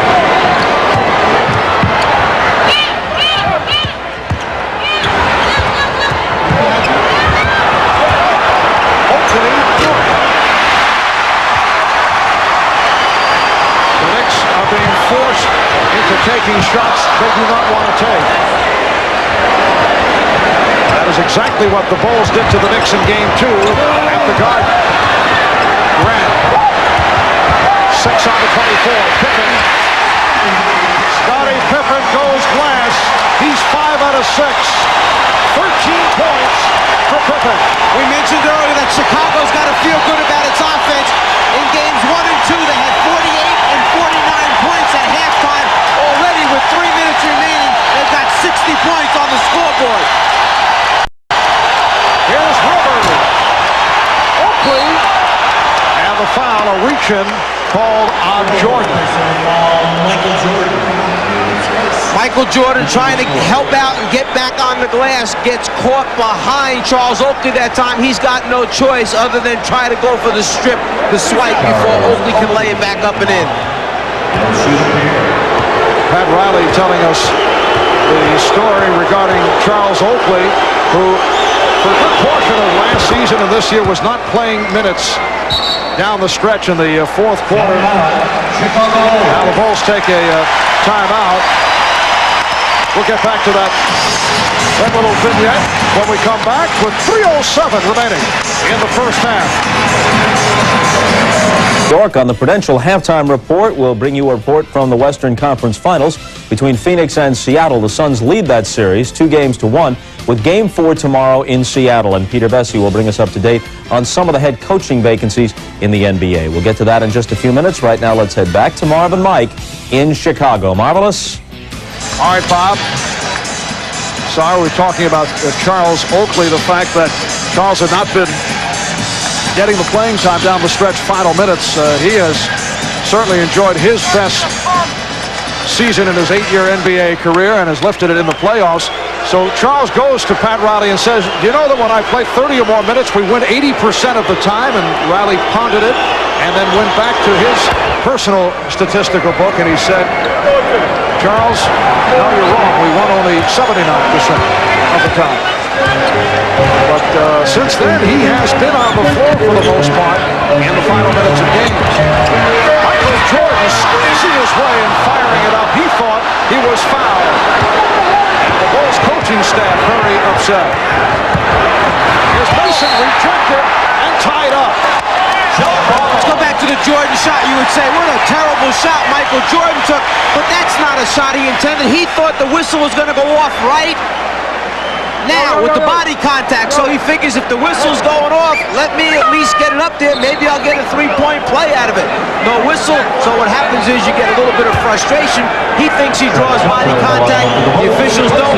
Michael gets frustrated and has a few words to say down at this end of the floor after the jump ball was called. Trent Tucker back replacing Scottie Pippen, who leads with 13. 2:44 remaining in the first half. The Bulls 60, the Knicks 39. Ewing, Oakley. Tucker gets to him. Very fortunate Chicago because B.J. Armstrong would have been the guy to have to deal with Oakley on the weak side. He didn't get there in time. It was just a missed layup. Jordan isolated against Starks. And gave it up. Rivers with the save. And Starks pushes it down. Feeds Mason. Crowd wants a travel. Anthony Mason. Able to hit off the lead pass. And the Bulls now lead by 19, just under 2 minutes remaining first half. Game 3 of the best of 7. Knicks winning the first 2 at Madison Square Garden in New York. Armstrong, met by Oakley, lost it. Ewing with the steal. Chicago opened the game in furious fashion, fueled by the crowd. Official timeout being taken by Steve Javie. Chicago very successful with the pressure defense, the trapping right at the start, and that led to the good run. You have to play off of this type of crowd because it's so good for the home team here. Phil Jackson understood that. The players knew that yesterday actually in practice when they came to Phil, and they basically said, let us go out and play the game. We know what we have to do. So Phil kept the amount of adjustments that he made to a very small number, hoping they would respond this way. Ewing draws the foul. Cartwright called for his third. So Ewing to the line. Patrick Ewing, 3 out of 4 from the free throw line. Patrick Ewing at the line, shooting 2. The Knicks 9 of 16 at the line.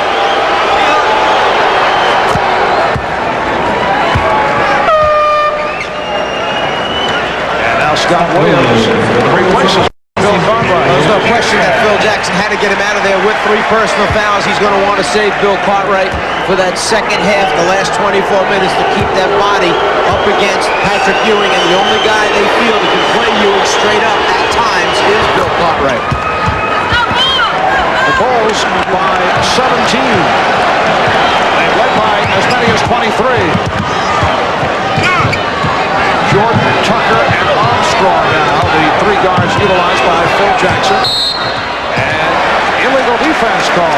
Illegal defense, New York, numbers violation. That is their first.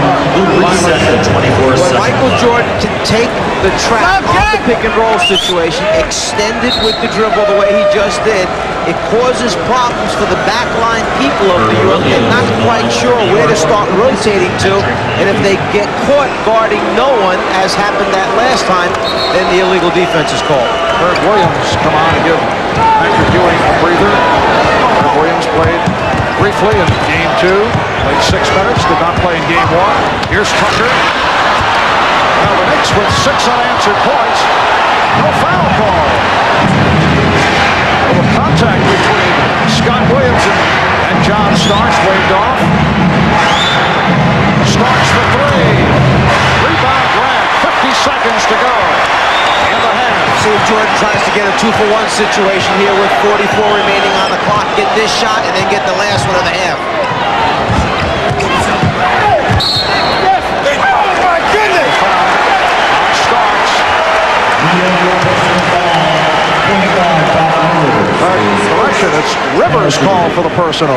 Down in the post-up area, Jordan doesn't know whether he's going to get called for an offensive foul for backing into Rivers, or if Rivers is going to get called for coming over the top. You can see Michael Jordan shrug up his shoulders for a second and wait to hear what the call was, whether it was going against him or for him. He got the benefit of the whistle that time. At Riley's club now trailing 61-43. The Bulls 19 of 20 from the line, and George was 12 for 12. He has 16 points with only 2 field goals. Also has 9 assists and 5 rebounds, so he's got in other areas. 19-point Chicago lead, 25 seconds remaining in the half. Starks hesitated, looking for an open man, and it led to the turnover. And now Chicago will hold for a final shot. They come to their feet here at Chicago Stadium for the final seconds of the half. Jordan with the one-on-one. Rebound Williams.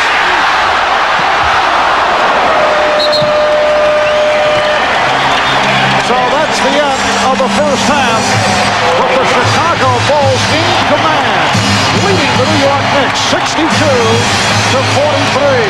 Michael Jordan with 16, although it has been a horrendous shooting first half for Michael, only 2 of 11.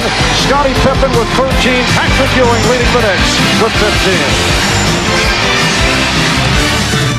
15. Game 3 in Chicago with the Bulls not just winning, but making a statement. They lead the Knicks by 19, 62-43, and we'll get the thoughts of Vesey, Walton, and Buckner on this first half in just a moment. But first, tomorrow here on NBC, the schedule is the same as today. 3 hours of coverage from the French Open, beginning at noon Eastern Time.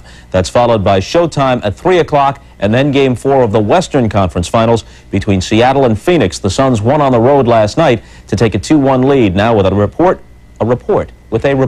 That's the phrase I was trying to spit out. We go live to Steve Snapper Jones in Seattle to see if he fares any better. Snap, do not screw this up. Go ahead. All right, Bob, we're here in an empty Seattle Center Coliseum. Both teams worked out this morning. And really, the story of this series has been the play of the benches. And the Phoenix Suns have dominated games 1 and 3. And the Seattle Supersonics, well, their story is the fourth quarter and how they went flat. The headline says it all, and the picture of Eddie Johnson symbolizes their bench effort. Johnson did not score in last night's ball game, but Coach George Karl has a different perception of the Suns bench. That hurt us, you know, but you have to also remember they come off their bench a lot. We look at Oliver Miller as their starter, and we basically look at Sabonis and Dumas as interchangeable. So we look at their bench as Ainge and whoever, Frankie Johnson or Chambers, or if they want to use somebody else. So We think our bench has been a big part of our success. It hasn't played that well in this series, but it will play well. The players just got to make up their mind just to play. I mean, all of us do, including myself. You know, you're only down one game. It's not like the end. And teams have come back. Good teams have come back. And if we stay together, focused, forget what they really do. I mean, we're not really concerned what they do. It's what we do to them. If you don't have manpower, you can't win. The NBA is not like college where you can upset somebody in one game. In a 7-game series or a 5-game series, the best team is going to win 90% of the time. And the only thing you need is manpower. The Sonics have hope. The Phoenix Suns have manpower. They have an advantage. Bob, watch out for the bench. You could be headed there. That could be interpreted so many ways. When we come back, we'll bring back Peter Vesey for an update on coaching vacancies in the NBA, and we'll talk about the first half in Chicago. That's after a message from Prudential and a word from the NBA. Do stay with us.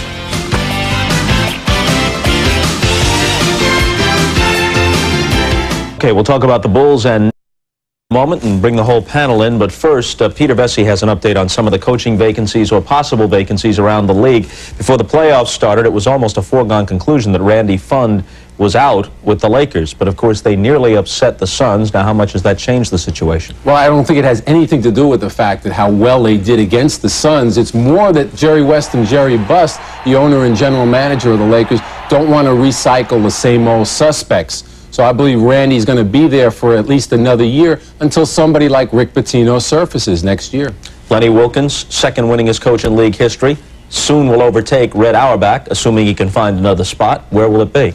Well, the deal is probably the Clippers. He's going for that big payday, but he's been discussing also with the Hawks. He's going to be talking also with the Pacers today, but I believe it will be the Clippers. My only question about this, Bob, is what coach has lasted 70 games, and that's how many he needs to overtake Red Auerbach for the all-time winningest coach, 70 wins. Which coach has lasted that long with the Clippers? And he'd have to go 70-0 on the basis of that formulation, right? All right, the last guy who did coach the Clippers is Larry Brown. Is he in Indiana with his old buddy Donnie Walsh? Well, they've been talking money, but there is definitely nothing set there. When you talk money, anything can happen. We saw that with Doug Collins with the Hawks. If the money's not there, he's not going to take it.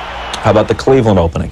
Well, the only thing I heard was originally it was Cotton Fitzsimmons. He got the first mention because his son is the personnel director. He's good friends with Wayne Embry. But I don't think that's a team that he wants to coach. I've heard Utah's Rick Majerus.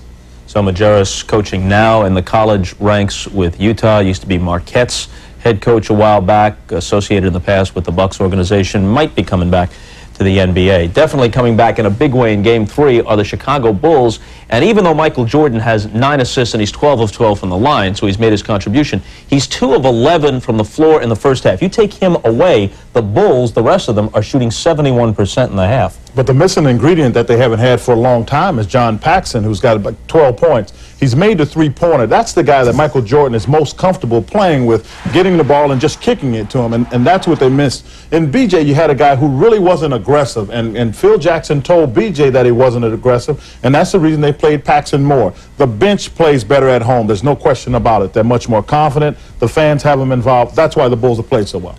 Of course the bench is going to play better at home. That's why they're bench players. But this is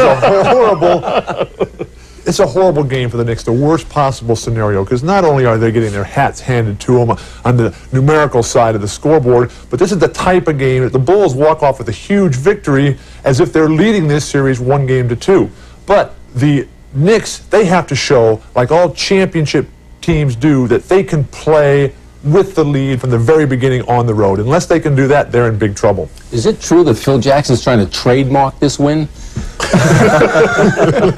As we speak. Inside references, you know, talk about needing to make a statement. They get 34 points in the first quarter. That's the most points they've had in any quarter against the Knicks, dating back to the very first quarter coached by Pat Riley as the Knicks coach against the Bulls. 67 consecutive quarters they had gone without scoring as many as 34 against a Knick defense that really had roughed them up and shut them down until they came out like gangbusters at the start here today.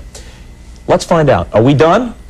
We're done. Okay. I just wanted to make sure. If we weren't, well, you know, a little more conversation. But you hear that music? That means we're done. And we're sending things back to Chicago for the second half. The Bulls up by 19. We rejoin Marv Albert and Mike Fratello after these messages from your local station. This has been the Prudential Halftime Report, brought to you by the Prudential. Peace of mind. It comes with every piece of the rock.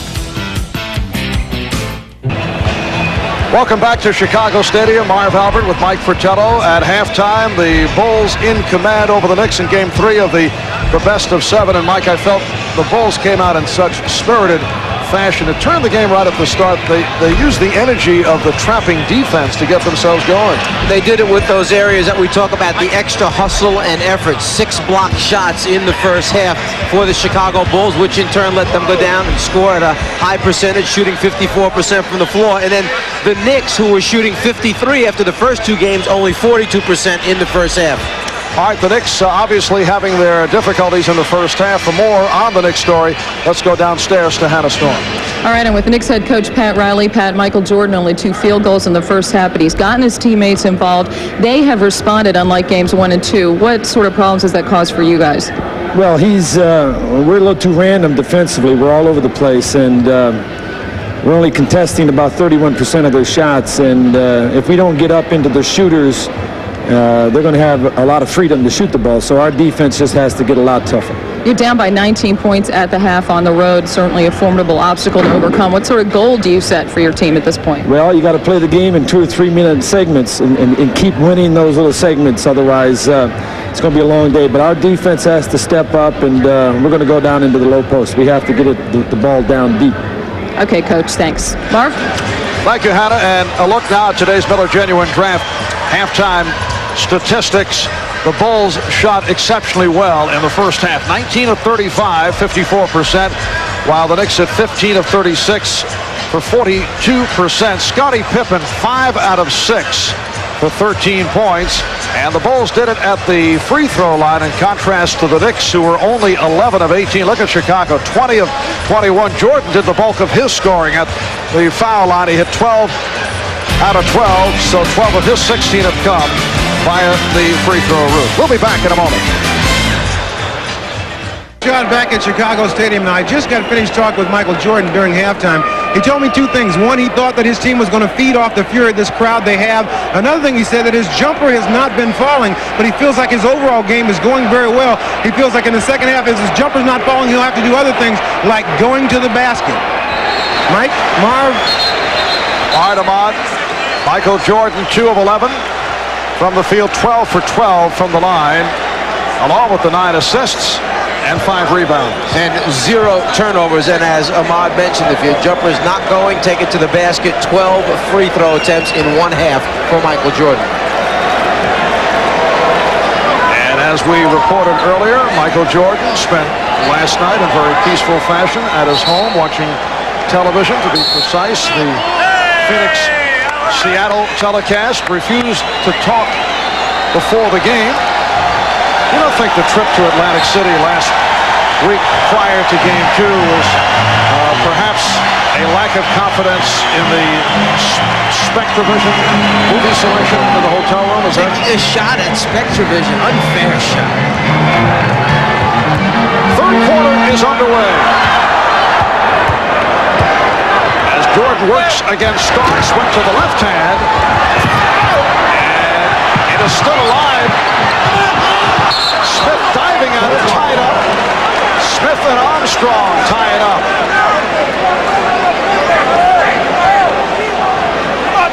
After Michael tries to go to the left hand to lay up the soft half jump attempt, he gets on the floor, keeps it alive. Actually, B.J. Armstrong, when he comes up with the jump ball, is out of bounds. They very easily could have given that ball to New York on a possession. It'll be the 6'2" B.J. Armstrong giving away some 8 inches to Charles Smith.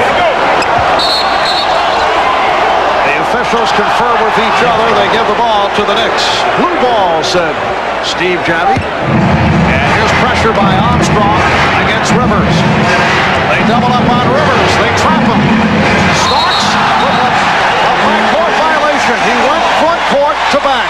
That's because his 2 feet were in the front court. Now, when he takes off front court and lands back court, you cannot do that. You must establish position in the back court before you touch the basketball. Phil Jackson starting this second half with Bill Cartwright, Horace Grant, Scottie Pippen on the front line, B.J. Armstrong, and Michael Jordan in the backcourt. Jordan off the hesitation dribble. That's his 3rd field goal. He's 3 for 13. Bulls 64, Knicks 43. Charles Smith is playing with 3 personal fouls, as is Bill Cartwright. We mentioned the scoring that went on by the other members of the team besides Michael Jordan, and the starting backcourts. When you look at that, 22-6 in favor of Chicago's backcourt, meaning that Jordan and BJ have done a pretty good job defensively against Starks and Rivers. Jordan gets Starks back on his heels, which gives him a clean look at the front of the rim as he steps back and hits the jumper.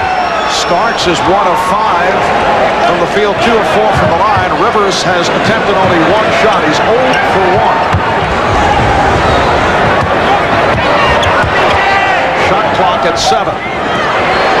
Jordan unable to hit 2 in a row. He's 3 for 14.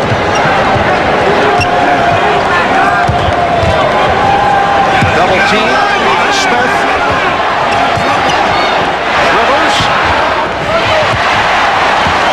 Still having difficulty finding good shots. Armstrong. That was 2-point range. A 20 taken by the Knicks.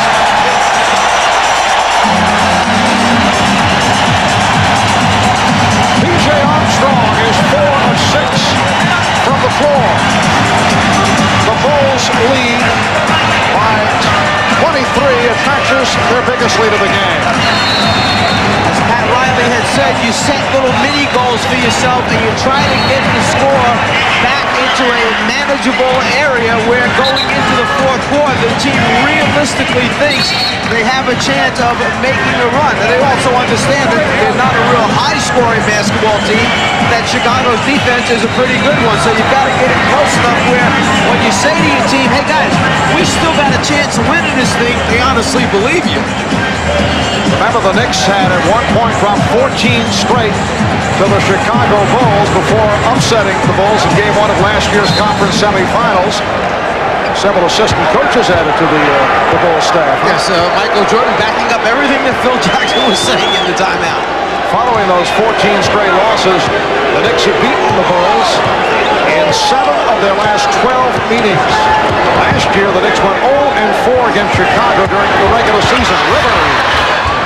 Nice drive by Doc Rivers. The Knicks took the Bulls in 7 games. Or rather, they took the Bulls to 7 games before losing in the Eastern Conference semifinals. And they lead in this series 2-0. Patrick Ewing was called for his 3rd.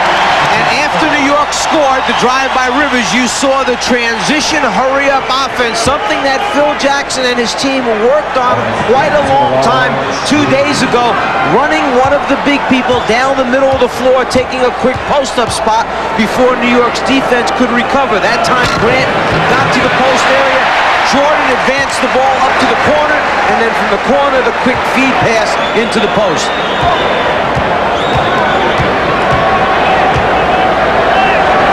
Grant only a 62% free throw shooter. Rivers having all kinds of problems shedding B.J. Armstrong.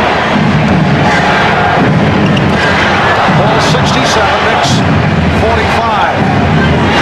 So here are the Knicks having to work so hard to get toward the perimeter. Smith hit right there, but the Knicks are finding themselves with 6-7 seconds remaining on the shot clock before they're even able to look for a shot. And being forced to work very hard to get the ball across the midcourt line.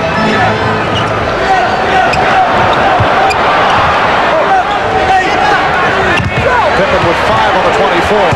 Blocked by Ewing. And it will be Knicks possession. Patrick Ewing understands the shot clock's running down, that a shot has to get up there somehow, so he comes over, camps himself under the rim, and decides to pick up a block shot as Pippen just tries to get it up on the rim. That was Ewing's first block of the day. Starks for three. 3-on-2. Jordan in a collision with Starks, and a foul is called. Well, apparently the ball was knocked out of bounds. It'll be Nick Ball. When Jordan puts it on the floor, New York's instructed to take away a path to the basket. One player, two players, three players, all in the way of Michael Jordan trying to get there. And even Charles Smith tries to hustle back in the end to get a little piece of the action. Chicago with a 20-point lead. For Jordan, his first turnover of the game. Rivers on a quick release.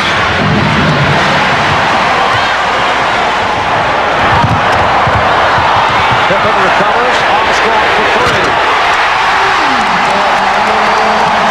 Armstrong and Paxson have provided this club with an enormous lift. When things are going well, accidents happen, and they happen in your favor. As Oakley takes the pass in, but misses the easy layup attempt. That was an accident, the last shot by Armstrong. It happened to wind up in his hands. Charles Smith commits his fourth foul.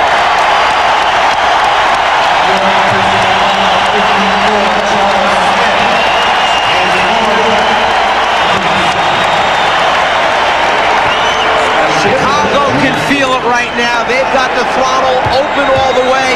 No set plays. Just get out and run. They've got New York back on their heels.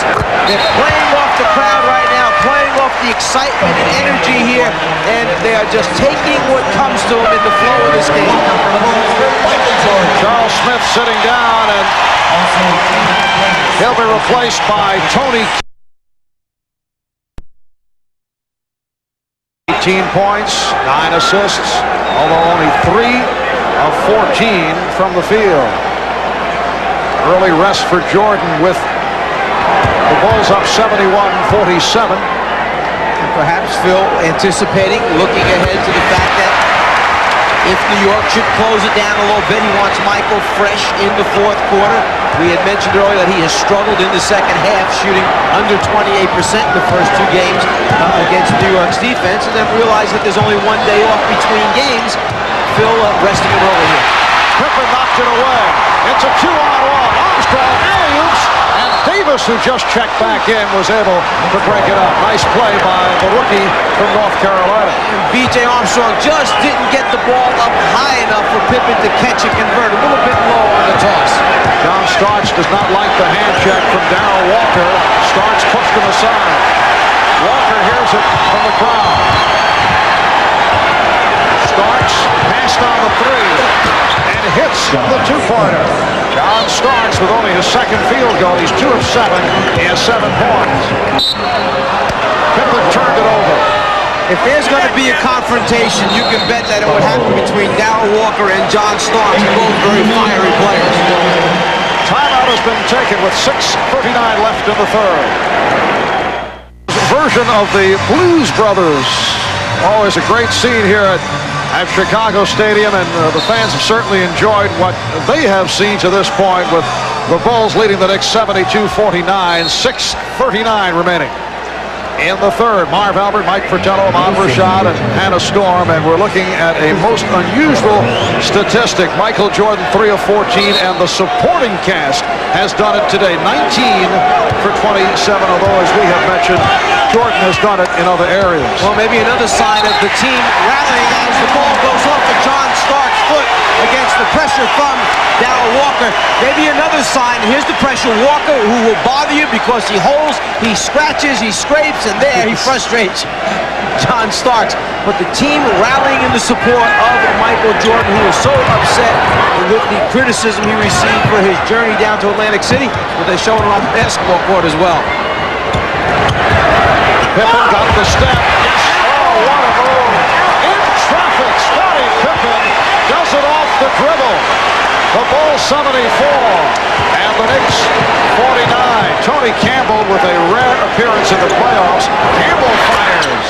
So Tony Campbell who has appeared in only one playoff game, Game 3 against Indiana, making his first appearance against the Bulls. Did not play at all in the 5 games in the series against Charlotte. Campbell guarding Pippen. Pippen went to the left hand. Yes, it counts.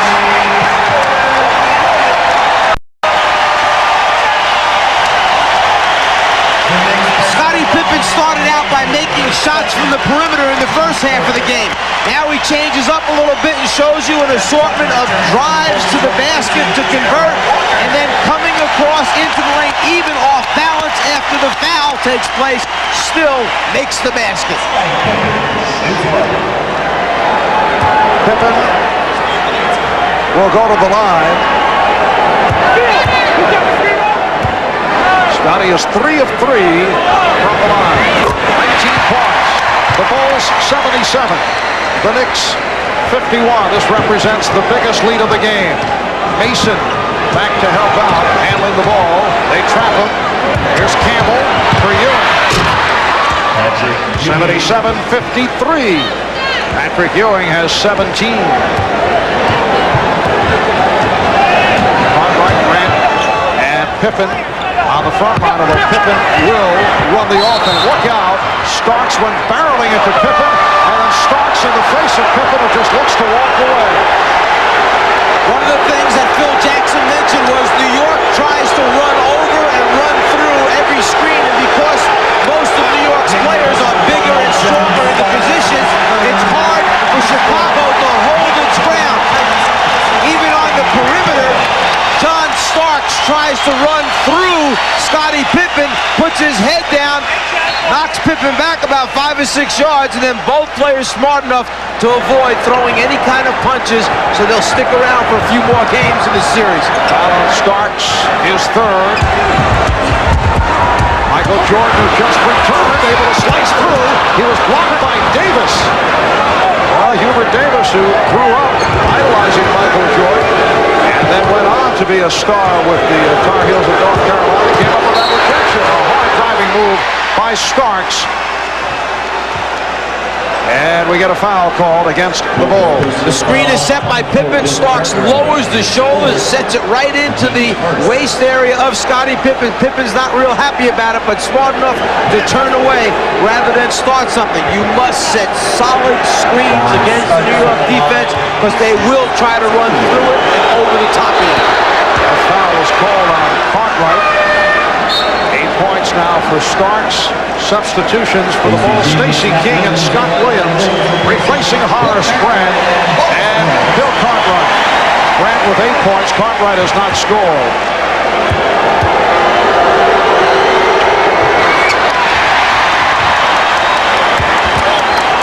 The Bulls lead by 23 with 4:40 to go in the third.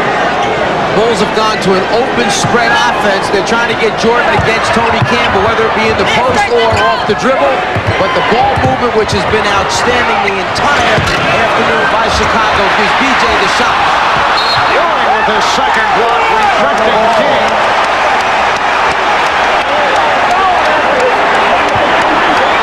And look out. Little pushing and shoving. Things could get out of hand. The Knicks now are very frustrated.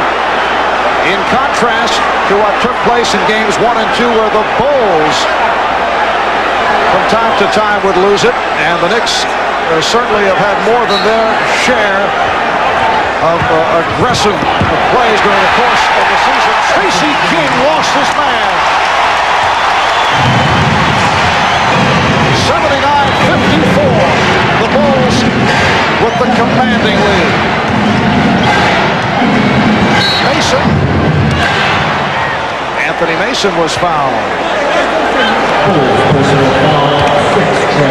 Foul called on Tucker. Well, Marv, when you were growing up, you always felt a little bit bigger and stronger and tougher when you were in your neighborhood, challenging, other kids who would come into your area and try and take over your corner of the block. And when you had your guys behind you, so to say, when you're back in your own building with your fans, you feel a little bit tougher.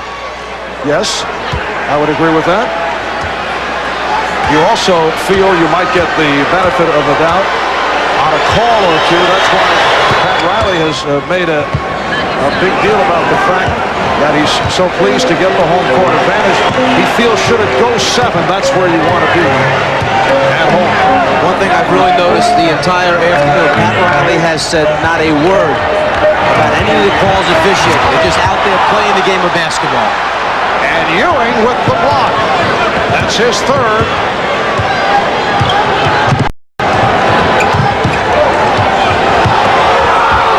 Ewing. So Patrick Ewing showing the outside touch. He has 19. The Bulls now lead 79-58.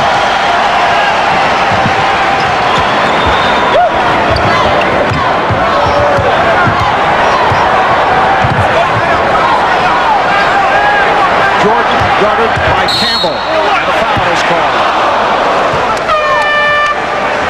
Jordan back to the line. He was hit by Tony Campbell. Ewing, who does it at both ends of the floor for the New York Knicks, gets the block as Michael Jordan tries to finish it off and then steps out. Probably the best shooting big man in the NBA for the perimeter, Patrick Ewing. Tony Campbell is first. Rick Anthony has returned. Jordan is 12 for 12 from the line. Michael during the season 84% at the free throw line. Such an unusual stat line here today for Jordan. 3 of 16 from the field and perfect at the line. He's hit all 14 for 20 points. Well, if he could only get his field goal attempts from the foul line, he'd be cooking, wouldn't he?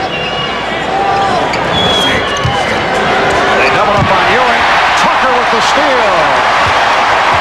Well, the one-time New York Knick, Trent Tucker, came from the blind side to script Patrick Ewing. Just under 3 minutes remaining in the third. Jordan off the hesitation. Jordan, oh, come on! Went short. Thought he was fouled. Back come the Knicks. The Bulls do come back on the transition. Davis hits the reverse. And the Knicks now trail 81-60. I'm not sure if Michael felt he was fouled or if he just felt frustration that once he got to the point of getting the shot attempt off, he lost control of the basketball and couldn't convert what he felt was a shot very makeable for him. Now Jordan, squeezed by Campbell and Davis, drew the foul once again. Knicks are over the limit, so it means 2 more free throws for Jordan. But first, a timeout call. Rashad back here at Chicago Stadium. I'm with Jerry Krause. Now, Jerry, so much talk about Tony Kukoc. What is that situation right now?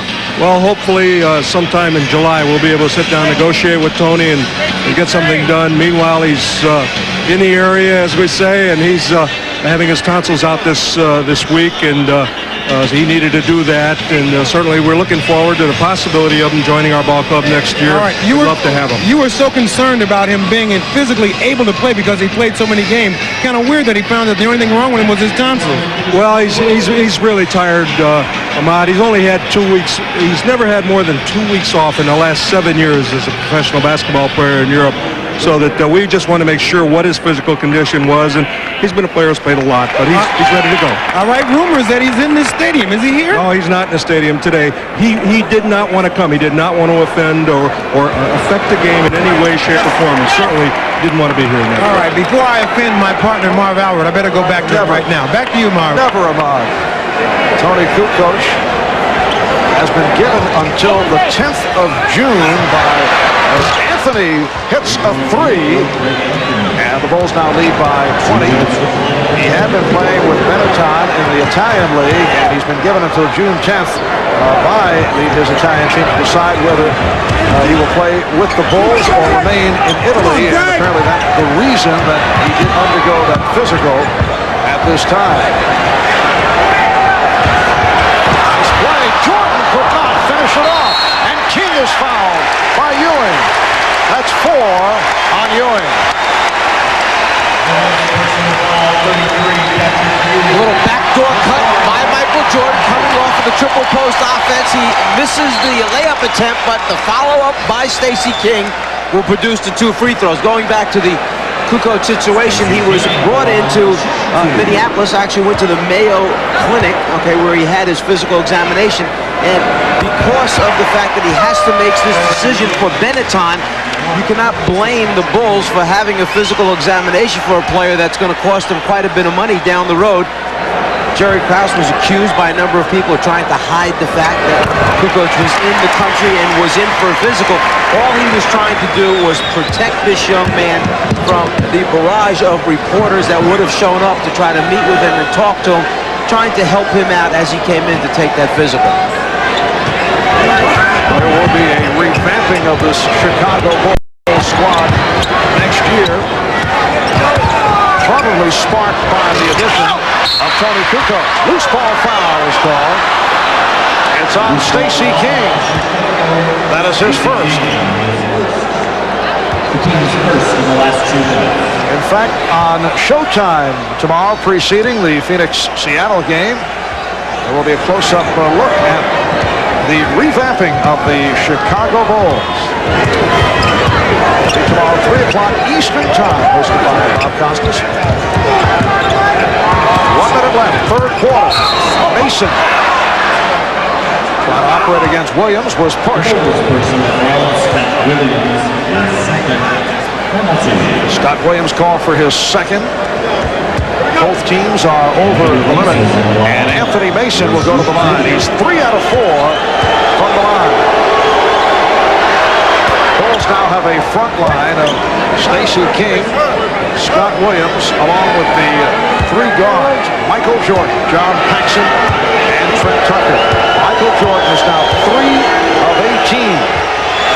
Still a ways to go in the game. Things can turn, but this has to go down as one of his worst shooting performances. He had his troubles back in November against the Knicks. Remember that 4 for 20. But right here, 3 of 18, although he has 22 points and 10 assists. Shot wide at 5. Here's King. Williams! Stacey will say it was a pass, but it was a shot. I was going to ask you, give him an assist on that one. Bulls lead by 23. Half minute left in the third. Herb Williams. And Chicago will hold for a final shot of this third quarter as they hear it from the crowd. This small lineup was the team that opened it up early for the Bulls in the first half. Phil Jackson went with it, it produced. Final seconds. King. And there's the horn ending the third quarter. After 3 in Chicago. The Bulls, 87. And the Knicks, 64. Jordan with 22 despite 3 of 18. And we'll be back after these messages and a word from your local station.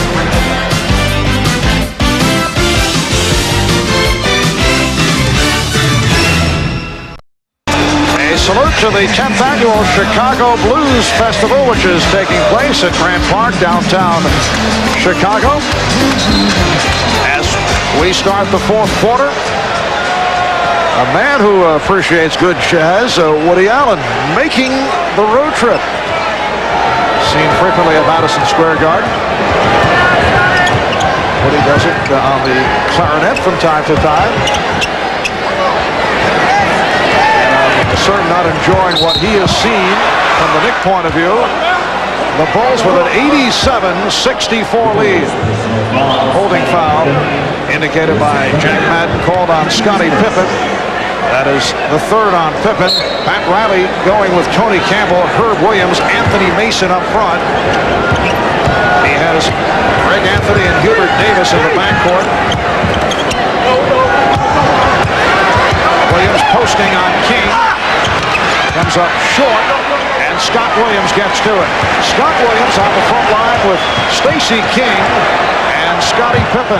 Trent Tucker and John Paxson at the guards. John Paxson, one of the heroes for the Bulls here this afternoon. He's at 4 out of 4, including 2 from downtown for 12 points. Pippen, foul. I'm sure what you'll see Chicago try to do is if they have fast break opportunities, they'll take advantage of them. But if not, you'll see constant ball movement, player cutting, a little bit of freelance on their own, while Phil Jackson gives this second group basically an opportunity to get some minutes out here. Rest Grant, rest Michael Jordan, rest B.J. Armstrong. Always likes to have either Scottie Pippen on the floor or Michael Jordan to direct this basketball team. Pippen, who led his team and is the leading forward in the NBA in assists for the regular season. Michael Jordan has second most assists on the basketball team. So during important times in the game, one of the two will always be out there for Chicago. Pippen has 21 points. The Bulls have maintained this sizable lead throughout. 88-64 is the score.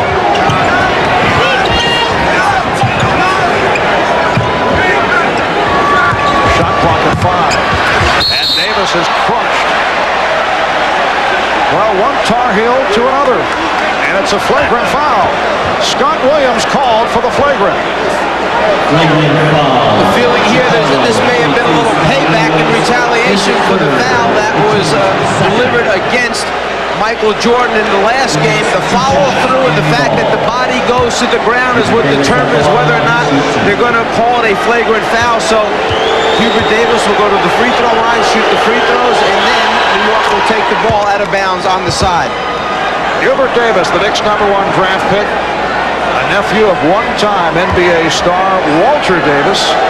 Michael Jordan lists Walter Davis and Julius Erving as his two favorite players when he was growing up.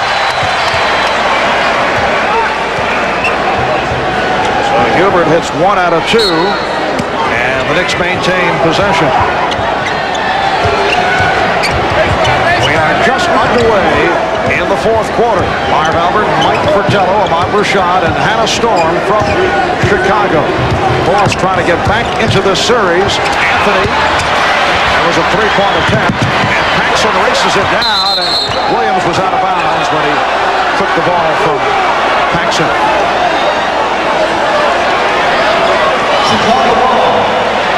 No, wait a moment.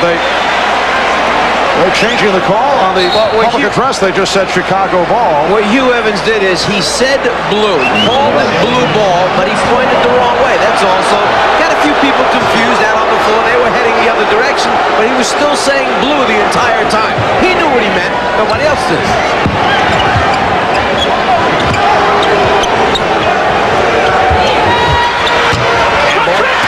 Rebounded by Tucker. Chicago Bulls went 57-25 during the regular season. A patched up regular season run with all kinds of injuries, at times lack of motivation. Foul on Paxson. In the playoffs, the Bulls on top of their game and sweeping through Atlanta in 3. They swept Cleveland in 4, but against the Knicks, it had been a different story. They lost games 1 and 2 in New York, but have turned it here this afternoon with a furious effort, and was sparked by the trapping defense that bothered the Knicks at the start of the game. And they have jumped to that big lead and have never been headed. Oh, King and Ewing looking to go. Patrick Ewing and Stacey King having words. Now Pippen and Campbell. Mason is over. Scott Williams gets between. The whole incident started as Ewing was fighting for position down low. He brought his arm up high, and King was hit in the face. He did not like that. That started the pushing and shoving. Pat Riley making sure that he gets Patrick Ewing out of there so nothing else takes place. Fighting for position. Ewing brings the arm up and catches King in the face right there with the arm. He doesn't like it. A little push and shove, and then it escalates from there. And the officials discussing the incident, deciding how to handle it. There were no punches thrown. A lot of words. Some contact with pushes and shoves. The officials over to the scorer's table. They are trying to determine what technicals will be called. And when we come back, we'll take a break. We'll have the rundown of the foul calls. Of this May melee, the end result, double technicals on Patrick Ewing and Stacey King, and a personal foul called on King. Things heated up out on the floor after the contact by Ewing. Then more and more of the players got involved as they came off the bench in an attempt to break the incident up. Even Johnny Bach, the assistant coach, that old Marine mentality, walks on in and says, wait a minute, let me straighten this thing out, as Starks cuts him off on his way out there. But John Bach still will pursue it. Tough little rascal. Starks lost the dribble. Michael Jordan is back. So the matchup is Jordan and Starks. You know, Michael Jordan is 2 rebounds away from a triple-double. Could be the worst shooting triple-double in the history of the NBA. He is 3 of 18, but he has 10 assists and 8 rebounds. Off the deflection, Davis with the steal. Here's Starks with Jordan back. And let's see what the call is. Offensive foul.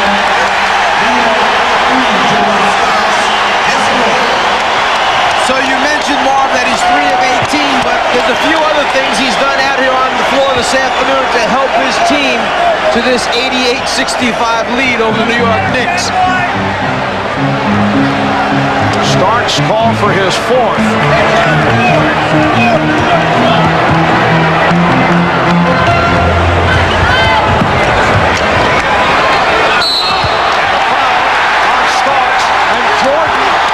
Because he was quick, looked like he got scratched by Starks, and he was very upset about it. Starks with his 5th foul, and also called for a technical, and they continue on. Jordan wanted to go at him, and they're trying to calm Starks down. Starks has been thrown out. John Starks has been ejected.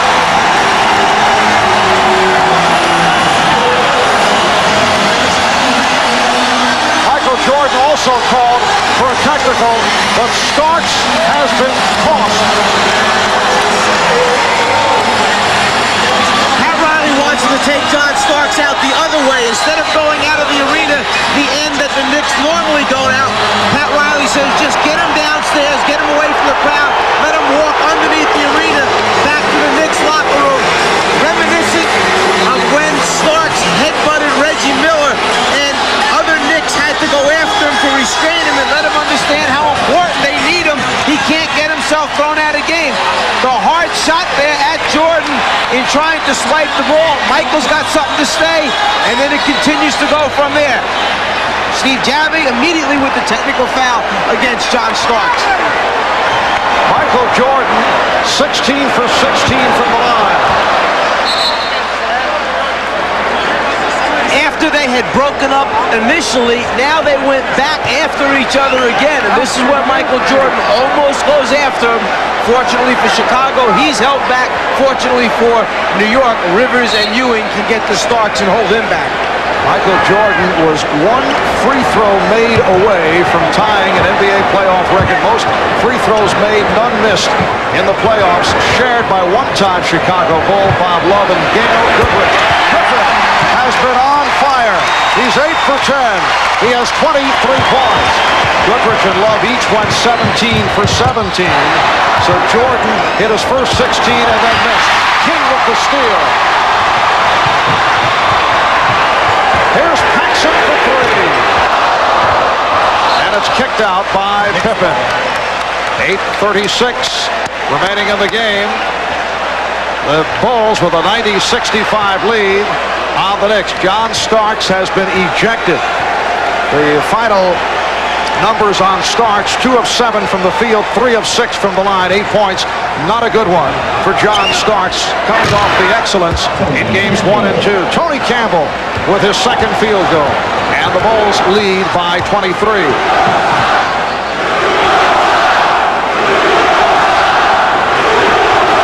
Paxson. Now Jordan being guarded by Davis. And the call made stayed away from the ball. Anthony Mason with that right arm wrapped around the waist of Scott Williams. They will not let you wrap an arm around the waist. I spoke with Darryl Garrettson, the head of officials, earlier this morning and tried to clear up exactly what is allowed and not allowed down there in that post area as far as handshaking goes, something that the Bulls have been complaining about quite a bit. You know, there's a misinterpretation by people, as there's a travel by Stacey King. There's a misinterpretation that you cannot put your hand in the back of an offensive player down low. That is incorrect. You're allowed to have a hand in there so that the offensive guy can't back you down. It's the amount, the extent of what goes on with those hands, and whether you basically are impeding the progress to the basket, that's what determines the call by the official. And one of the complaints of Phil Jackson was the fact that John Starks was getting away with the excessive hand checks and the two hands on Michael Jordan right throughout. Stacey King called for the foul, his third. And Patrick Ewing will go to the line. To me, the post area, one of the toughest calls for officials to make in the league, because the offensive guy wants to establish low post position. He wants to back the defensive man down.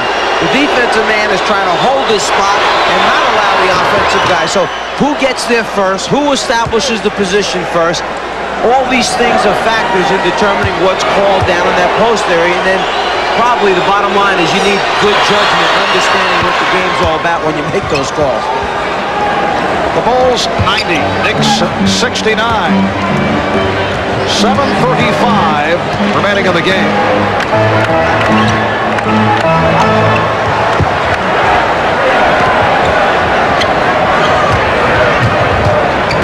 Paxson came around a pick, but Mason jumped out at him. Shot clock at 3. Paxson. Yes. 14 for John Paxson. The Bulls 92, the Knicks 69.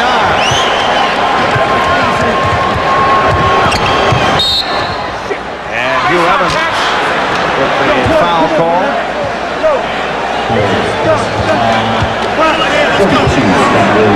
In the first two games against New York in this series, John Paxson was 1 out of 4 from the floor, shooting 25%. He is 5 out of 6 here this afternoon. And that is a season high for John Paxson. Greg Anthony was fouled by Scott Williams. Here's Horace Grant replacing Williams. And Charles Oakley, who has not been on the floor for some time, checks back in. Oakley, Mason, and Ewing up front. Anthony and Campbell. Campbell in a big guard position. Just under 7 minutes remaining in the game. Bulls seeking their first victory in this best of 7 to cut it to 2-1 with Game 4 on Monday afternoon, and we'll bring it to you right here on NBC.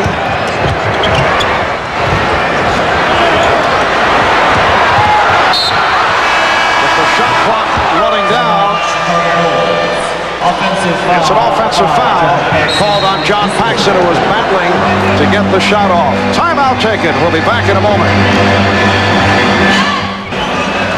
Reminder, our NBA playoff coverage will continue tomorrow afternoon, starting 3 o'clock Eastern Time with NBA Showtime. Charles Barkley and the Phoenix Suns, who took the 2-1 lead with a victory last night, going up against the Seattle Supersonics. 3 o'clock Eastern Time for the Sonics and the Suns. We'll be back with you on Monday afternoon, also 3 o'clock Eastern Time with Showtime. Game 4 between the Knicks and the Bulls. Off the steal, Jordan, met by Campbell. 6:20 remaining in the game. Chicago's had the comfortable lead throughout, and they're up here 92-69.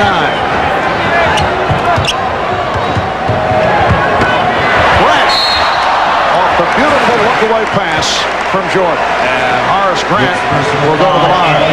Fouled by Anthony Mason. That's 4 on Mason. It's the one thing that Michael Jordan has been doing here this afternoon that really has New York's defense out of sync, is his ability to keep him guessing which way he's going with the pass when he comes off that two-man game, the pick-and-roll situation. They can't decide whether he's coming back where he just came from to the screener stepping back for the jumper, or is he going to fake that way, look that way, and then fire into the heart of the defense under the rim in the lane area, which he did this last time to Grant. You know, Zahn, I really enjoyed the telestrator work this afternoon. I think it's by far the best that you've done. I'm waiting for the 3 years of your NBC affiliation. Just superb on the screen. It was sick. The telestrator was sick today, so it will be better for the next broadcast. John Paxson called for the foul. A little technical difficulty, I'm told. So we were Zarless, so to speak, from a technical point of view. Tony Campbell with his 5th point. Tony Campbell spent 3 years with Detroit, first-round pick of the Pistons back in '84. 2 years with the Lakers, a member of a Laker championship team coached by Pat Riley. 3 years with Minnesota. Last year averaged just under 17 a game to lead the Timberwolves in scoring. Started the season in the starting lineup with Charles Smith coming back from injuries. Did not play well. And then as Pippen fires and hits again. And then not only lost the starting job, but was out of the rotation. But his work habits were such that he continued to gain the respect of his teammates and coaches. He was always ready and then contributed later on in the season. Mason, basket counts. It is a goaltender. Jack Madden with the indication. Mason gets credit for the field goal. But Pat Riley has had terrific things to say about the attitude of Tony Campbell, who was able to hang in despite the fact that he did not get the playing time. I mean, he's a guy who has been accustomed in recent years to seeing the minutes. When you come to a Knicks game, Tony Campbell is one of the players who's out there about 2 hours, 2.5 hours prior to the start of the game on the road. He's at the arena shooting on the floor before the rest of the team has even gotten on the bus to come over. So he's willing to put the time and work in to get his minutes whenever they may come. So the ball back to Chicago. Here's Trent Tucker for Michael Jordan, receiving a standing ovation. Patrick Ewing departs, leaves with 21. Patrick not a factor here this afternoon. 7 for 13, 7 of 8 from the line, 9 rebounds, 3 block shots. Nice stats to look at, but the Knicks from the first quarter on were not in it. Once you fall behind as many points as they did early in the game, as a coach, Pat Riley constantly searching for ways to get him back into the game, so it winds up taking you out of sync, out of what you had wanted to do, get you out of the normal pattern of how you play best and trying to catch back up. Mason able to work his way inside. The Bulls 96, Knicks 75, 4:20 left in the game. This has to be one of the most unusual games in terms of statistics for Michael Jordan. 22 points, 10 assists, 8 rebounds, couple blocks, but 3 of 18 from the field.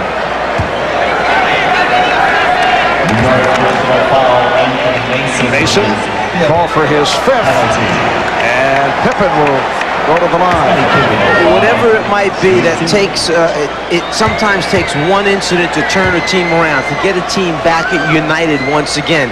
But perhaps it was the rallying around the Jordan situation, going to Atlantic City. The team then refused to talk to the media after practice yesterday as John Paxson leaves the floor, and the crowd acknowledging the fact that this is something they've been waiting for, something needed badly by this Bulls team, the return of John Paxson. Are you saying that Michael's going to be chartering to Atlantic City tomorrow? Is this the... To rally him again for game number 4? No, I don't believe so. It's a 22-point Chicago lead. Anthony to the reverse. Mason. Oakley lost it. Mason again. Won't count. Offensive offensive foul. So Mason is fouled out.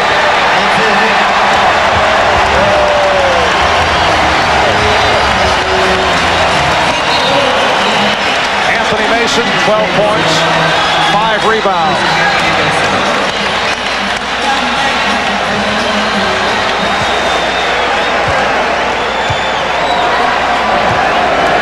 Three minutes and 40 seconds remaining in the game.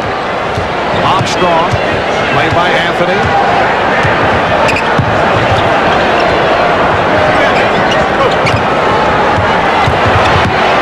Armstrong blocked, and King is there.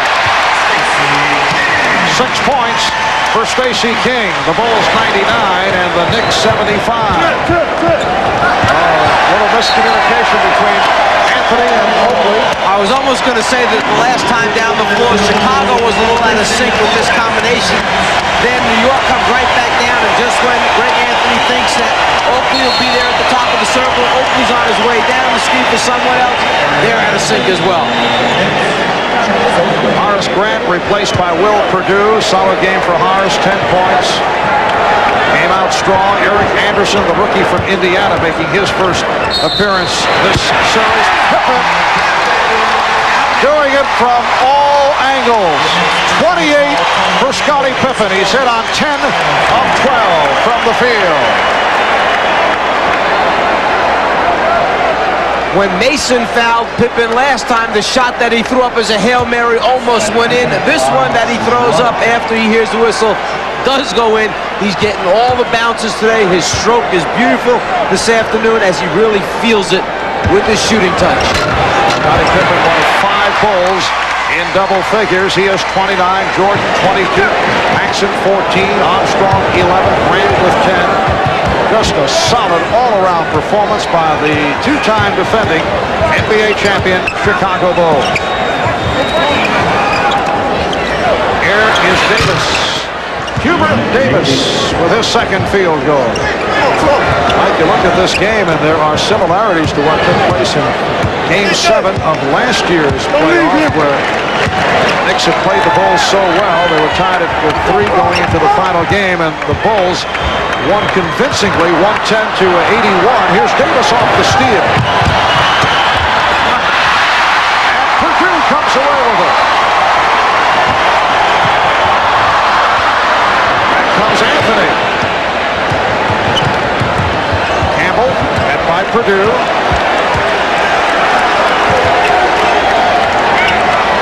Tony Campbell.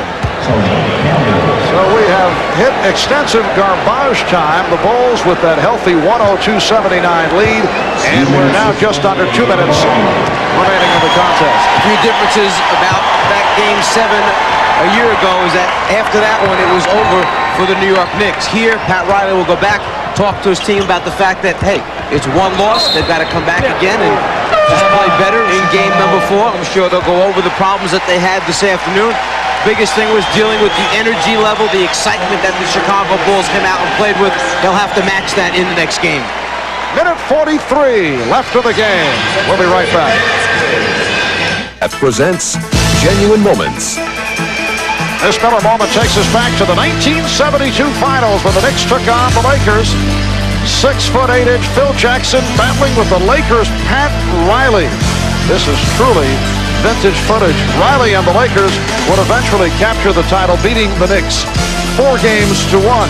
The two met the following year in the finals, and the Knicks would capture that title, that's the 72-73 season. In recognition of these moments, Miller Genuine Draft will donate $1,000 to the Thurgood Marshall Scholarship Fund. Not only were Pat Riley and Phil Jackson in on that little segment, but so was Jack Madden, the referee. Yes. Was the gentleman calling a clean block under the basket. Time standing still. A minute and 40 remaining in the game. The Bulls 103, the Knicks 79. Tony Campbell. Herb Williams on the back tap. And Eric Anderson. Anderson hits the score sheet, and the Bulls now lead 103 to 81. a game that certainly had its incidents. Patrick Ewing had words with Stacey King. Darrell Walker blocked by Herb Williams. Crowd looking for a goaltend. And we had Michael Jordan and John Starks involved. And Starks was ejected, hit with technical fouls. A number of heroes today for the Bulls. Spark provided by the likes of Scottie Pippen, John Paxson, and Horace Grant. Michael Jordan did not do it with the jump shot. Only 3 of 18 overall, but 22 points, 10 assists, and 8 rebounds. And the Bulls have managed to get back into this series. Hubert Davis, that is 2-point range. 7 points for Davis. High man for the Knicks today, Patrick Ewing. The Knicks not able to dominate off the boards. They had a slight edge. And the Knicks were bothered by the Bulls' trapping defense. That set the tone early. The Knicks never did recover. Day before yesterday, Chicago went through a 4-hour practice from the time they first got there to when they finally finished up. A lot of running, a very aggressive practice, a lot of defensive pressure all over the floor. It paid off this afternoon. Yes, it pays off with a convincing Chicago Bulls victory. Final score, the Bulls 103 and the Knicks 83. Bulls get it going away. They led by as many as 27. They shot 48% for the game. Let's go to Ahmad Rashad. Ahmad? All right, thanks, Marv. Michael, one of the things you talk about is getting this team turned on with this crowd behind you. The team intensity was a lot bigger today. Well, I felt we needed some home cooking, and we came here and the crowd inspired us. John hit some big shots. Everybody else jumped up and hit their shots. I missed mine, but, I'm glad I got teammates. Well, you didn't play. You didn't shoot extremely well, but you did a lot of other things just to get everybody involved. That's what I tried to do. When I saw that my shot was not going, I just tried to help out and be a decoy and move the ball around and get it to guys like John. All right, John. I know this had to be a good win for you today. You've been sore legs and shot went awry somewhere down the season, and now all of a sudden you bring it back. Well, we're just trying to move the ball. Our barometer for this thing is to score 100 points. We feel if we can get to 100, we're going to win the game, and we need guys off the bench who can make a few baskets. Today it was really a team effort. We really did a good job. Did you feel like all that negative publicity about Michael going down to Atlantic City really pulled you guys together this week? Yeah, we take that personally. It's we're a team. We've been a team a long time, and when you attack one of ours, we got to bond together. It's the only thing we have, and I think it showed today on the floor. All right, congratulations. Good luck to you on Monday. All right, back to you, Marv. All right, Ahmad Paxson, 5 of 7, 14 points. Hitting the jump shot, hit 2 from downtown. The high man, Scottie Pippen. Pippen led the way with 28 points. Michael Jordan with 22. As the Bulls defeat the Knicks 103-83. Knicks now lead this best of 7, 2 games to 1. We'll be back here in Chicago after these words. To Chicago, where the Bulls have knocked off the Knicks in convincing style, 103-83, and now the Knicks and the Bulls look to Game 4 here on Monday afternoon. And the Knicks, during the course of the season, didn't see the trapping defense that frequently, but they were vulnerable to it, in particular that Christmas night game here in Chicago, and we saw it again here today. How does Pat Riley defend against that trapping defense on Monday? Chicago could not use the trapping defense as much as they wanted to during the course of the year because of the injuries to key players, and Phil Jackson had hoped to just get the guys back and be able to practice long enough, get them in shape to use it throughout the playoffs because it's such a valuable weapon.